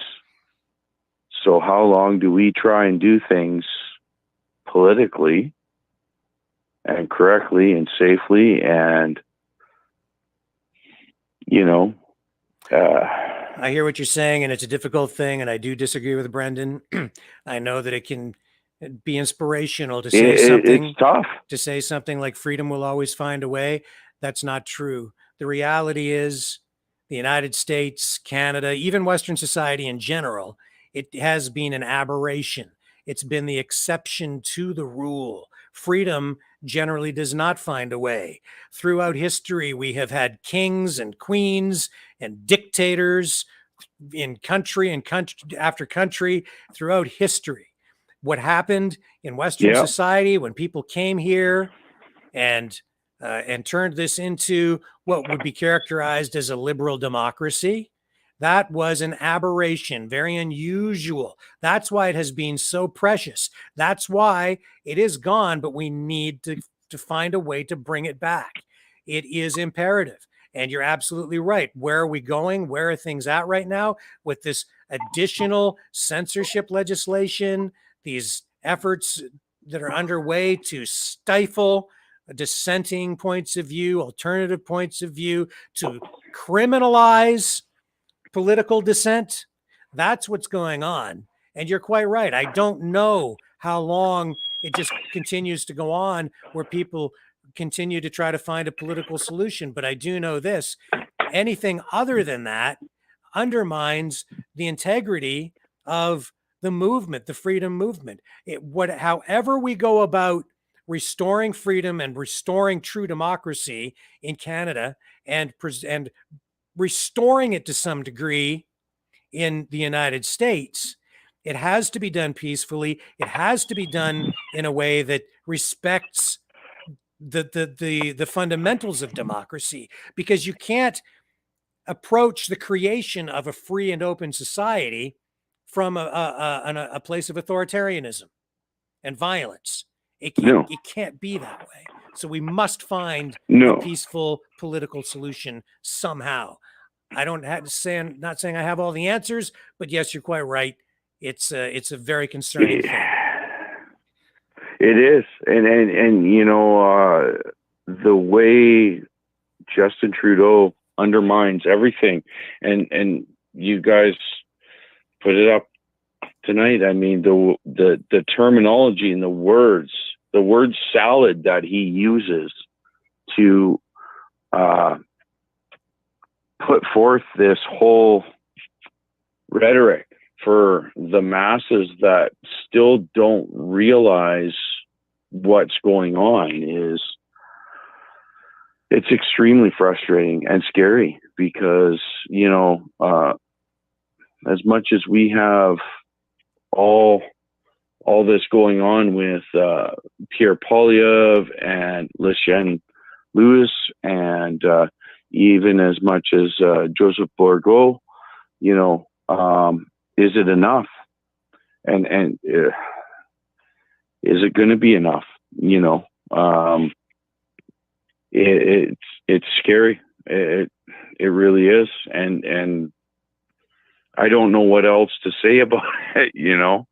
You're right on the money, and at least they're using the word freedom, but I don't think we can trust any of these conservatives as far as we can throw them, with maybe the exception of Mr. Bourgault, who needs a higher profile. I'm not sure about some of these other candidates running for the leadership of the Conservative Party in Canada, because where have they been over the last 2 years when our freedom has been under absolute direct assault? And where are they right now when we have political prisoners rotting in jail? Are they sticking up for them? No, Or they're not speaking up. Pierre Poilievre hosting rallies at a venue that still enacts a vaccine passport. Well, and that's my biggest concern when it comes down to it. Why is nobody standing up right now and saying anything? Well, you are, and we are, you know, and everybody watching is. So yeah, absolutely. So you're in the right place on that front, anyway, Richard. Well, I just want to say thank you so much for what you guys are doing, and I hope the word spreads. We need it to. Or we're going to be in a very dark place. Thank you. Appreciate you calling Thank you in so tonight. much. I watch you guys every night. Thank you. Thank you. We're going to move on and take a call now from Andrew. Andrew is calling, and how are you tonight? Good night, Andrew? guys. Good night. Hi. What's on your mind tonight, Andrew? Hello? Are you there, Andrew? I am. Yeah. Richard. Oh, it's Andrew. Okay. Sorry. No, it's me. You got me. Hello. Yeah, I noticed. Hello. Hello. Hi. How are you tonight? I'm good. How you doing? Excellent. What's on your mind? Not too much. I just listened to the show and just want to thank you for everything you're doing. And yeah, it's quite a time we live in. You know, you can't trust the media. Everything seems to be backwards. You know, whatever you see in the news, it's you know, the opposite seems to be true. And yeah. Yeah. Well, we're in agreement on that. The world is certainly upside down and inside out right now. Yeah, and now this Ukraine stuff. People don't realize, you know, the history of Ukraine. I think a good thing for people to do would be to research history and see how we've gotten here. And like one of the last callers there was talking about, you know, before World War One, before our governments, it's been like tyrannical, and I think people got to look at that and research history, and you know, a good place to start as well is also I really can't stop telling people about this, but Ukraine on Fire, you got to see it, especially if you don't, especially if you don't have a lot of time to do that research. You can for sure spend an hour and a half watching that. It's no, I've watched lots of different podcasts and stuff, coverage on Ukraine that's not from our mainstream media, and you get a total different picture of what's going on over there. And it's sad that lives are being lost, you know, but what the West is doing is not they're not trying to. There's no peace talks. It's all they're just escalating stuff. And it's, you know, it's too bad. But anyways. Yeah. Yeah. When diplomacy is walked away from, there's only one other option. Yeah, I think people don't realize when stuff's taken away, you know, if you don't agree with vaccine, if you're all for vaccine mandates, that's great, or whatever, you know. Mm-hmm. But once they establish that, then they can mandate anything, you know. Same with the protests, you know. If you weren't, you know, behind the truckers, that's fine, you know, whatever. You know, everyone's got a point of view, and you know, whatever. But once they can silence protesters for one thing, they can silence protesters for everything, you know, and it's not a problem until you want to protest about something that you care about, and then the precedent has been set. That's the ticket, Andrew, right there. These liberals got to understand, and they like protesting way more than anybody on the right side of politics likes to. They protests are, you know, protests are great if you know that, you know, I think if the government, people should be more aware and hold the government more accountable. There's no journalism left in this country besides guys like you, an independent journalist. I watch the Grey Zone a lot, and you know, some other stuff, Jimmy Dore, stuff like that has a lot of the people, you know, Grey Zone, which are independent journalists, and they just it's I don't know, you get a whole different picture. We're being fed daily is, you know, pretty much lies or only, you know, a little bit of the truth. If you read through a lot of the articles on the mainstream media, you might find one line of truth and that's it. You know, the rest is just a bunch of propaganda. Well, that's why we're here as independent journalists, and that's why we're asking for people to support us by donating at freedomreporters.com or just by subscribing to our channels and spreading the word and calling in and participating by engaging in the conversation. You're helping as well. So there are ways to make a difference. Big fan of what you guys are doing. That's, you know, it's important. Yes. Journalism should be calling out the government. You know, in my mind, that's holding them accountable. You know, expose stuff they're doing, and you know, then the people know. How can you have, like, you know, how can you govern a country if people only know half the truth? You know, or they're, you know, they're less than half the truth.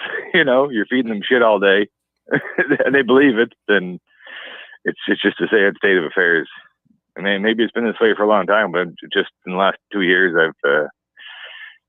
I've noticed it with all the COVID coverage and stuff like that, and the propaganda all around that is when I really opened my eyes. And yeah. Well, Andrew, we appreciate you calling in. We've got other callers waiting, so we're going to move on. But very awesome. very good conversation. Good points. Keep up the good work. Thanks, Andrew. Free Assange. Okay. Hello, Tony. How are you tonight? What's on your mind tonight, Tony? Well, gentlemen, I wanted to discuss, Trudeau offering weapons to continue on a war. And I'd like to know, have either of you heard of any world leader, including Trudeau, offering to broker a peace treaty to end this carnage? No. And why hasn't there been? All I hear is the war drums beating. Yeah, because they don't want it. They don't want it. Yeah. They want a war. They want a war. I mentioned in the broadcast today, the G20 summit has been happening today. And whenever a Russian official stood up at the conferences to talk, all of the Western leaders got up and walked out of the room. There's no more diplomacy. They don't even want diplomacy. There's no conversations happening. Dump the Russian vodka made in Burlington, Ontario down the sink because they don't care. They want Russia gone. Well, you know, it's funny. There's not all the countries in the world are even supporting this against Russia. A lot of them are neutral or, you know, staying on the sidelines. So it's basically the Western countries that are doing this. Correct me if I'm wrong. No, you're absolutely right. And I can't believe that these hypocrites in the Western, United States, Canada, Western Europe, the lovers of peace are all of a sudden hawks and wanting war. And do they realize what's at stake? Like, Russia has 2,000 to 8,000 tactical nuclear weapons, and these are very sophisticated. They could be launched by artillery shell. They're so sophisticated, they could take out a tank company, a tank battalion, tank division, accompanying troops, and a very little residual radiation. And they have tactical weapons, EMP, that one device exploded over United States, 300 kilometers in the air, would fry all of our electronics. We'd be in the dark for years, and we'd starve. So, are they cognizant of what's at stake here? Rick, I saw you're very impassioned about wake up people, and to me, that's like I can't believe anybody who would say they're all of a sudden. Most people couldn't even find Ukraine on a map, and it's just pure insanity. It boggles the mind how silly and naive people can be. You know what? Me too, because this is the same bloody game that they have been playing for the last 75 years. Nothing has changed at all. It's the same stuff, the same psyops. It's the same handbook. Nothing's changed. Here's a little bit, not trivia. Well, when Bill Clinton was president back in the 90s, U.S. jets were painted with UN logos, and they were bombing the hell out of Serbia and killing civilians. Didn't hear a peep from mainstream media. Didn't hear a peep about that. But when somebody else does it, how many people? When Russia does it, oh yeah. And you know, if Donald Trump had been reelected president, this wouldn't be happening. True. When Russia had there were Russian mercenaries in Syria, President Trump was on the phone to Putin 3 times. Get them out of there, or they're going to be killed. Putin didn't believe him. 130 of them wound up being dead. He got them out of there after that because he knew that President Trump walked the walk. He just didn't talk the talk. Yeah, but I think Trump also made it. I think Putin also knew that Trump didn't have expansionist plans. So the United States and NATO at that time, with Trump in office, did not pose the same threat to Russia, which is also why we would not be going through this right now if Trump had been reelected. Well, what I say to people, how would you feel if, the United States, let's say, if Mexico started putting, installing nuclear weapons near the U.S.-Mexican border? Would you not think, hey, you better get rid of those, or, we're going to do something about it? And I'm going, people have got this tunnel vision when it comes to, I'm not agreeing with Putin, what Putin's doing. I feel horrible for the average person in the Ukraine. It's going to take a generation or more to rebuild that country, if at all. And quite frankly, I think Putin's been restrained. He could have bombed the Ukraine back into the Stone Age if he had wanted to, but he's held back. And we've got these idiots in the Western governments like Biden, Trudeau, European, and they're poking the Russian bear. And I just think, like Rick, you said, insane. The other thing I can't I'll leave the final word. The other thing I can't help but think is, who's going to end up paying to rebuild Ukraine? Us. Yep. You think China's sitting back, and you know what? They're kind of have an alliance. I read somewhere that they did a big cyber attack prior to the Russians invading Ukraine. They did a cyber attack on the Ukraine. Chinese hackers, government hackers. Mm-hmm. So, China's got what, I don't know, anywhere from 3 million to 3 million to 5 million regular troops, plus I don't know how many millions of reservists, and they're razors. These are tough guys, and so are the Russian troops. And, quite frankly, the Ukrainian troops, they're tough. They're razors. So, meanwhile, our military, they're purging the military of any real, true, good fighting people, but just as long as they're, politically correct and also lessening they're woke and all that. Lessening standards. Yeah, never mind combat. It's now acceptable for Canadian armed service members to have face tattoos, and it's all focusing everything on woke. Oh yeah. Oh, never mind the physical standards. No, if you can't do chin ups and all that. Oh, never mind. No. We don't need that. I'm thinking, as long as you incorporate one of the 50 genders you're in, it's everybody's welcome. Well, your guest about a month ago, he was in the Canadian military, and he was saying it takes 2 years just basically to know which way is up in the military for training. And I mean, during World War II and any war, when you basically like 6 weeks or 8 weeks of training, and that's why they kept on using in World War II, any war, the veteran units, blooded units, because they survived. The survivors knew how to fight. But anytime they got new guys that had 6 weeks, 8 weeks of basic training, they knew their days were short. They wouldn't last. But if they lasted, then, well, they lasted. But I can't, the way they're dropping the standards in the military, we'd be sending lambs to the slaughter. Oh, correct me if I'm wrong. No, that's a great metaphor. Also, apart from that excellent point you just made there, you made me think about something else here when you were talking about how with Putin nobody likes what Putin's doing, and what a hell of a position to put critical thinkers in this country who see what's going on with this whole situation, where we have to be like, no, this is not true. And then they're like, well, you're just a Putin supporter. It's like, no, that's not true either. But where's Henry Kissinger? Where's a Henry Kissinger? Where's the United Nations saying, people, have a ceasefire. Let's talk about this. A Zoom conference. Peace. Pray for peace. Nothing. And the mainstream media is guilty of fanning hatred, basically.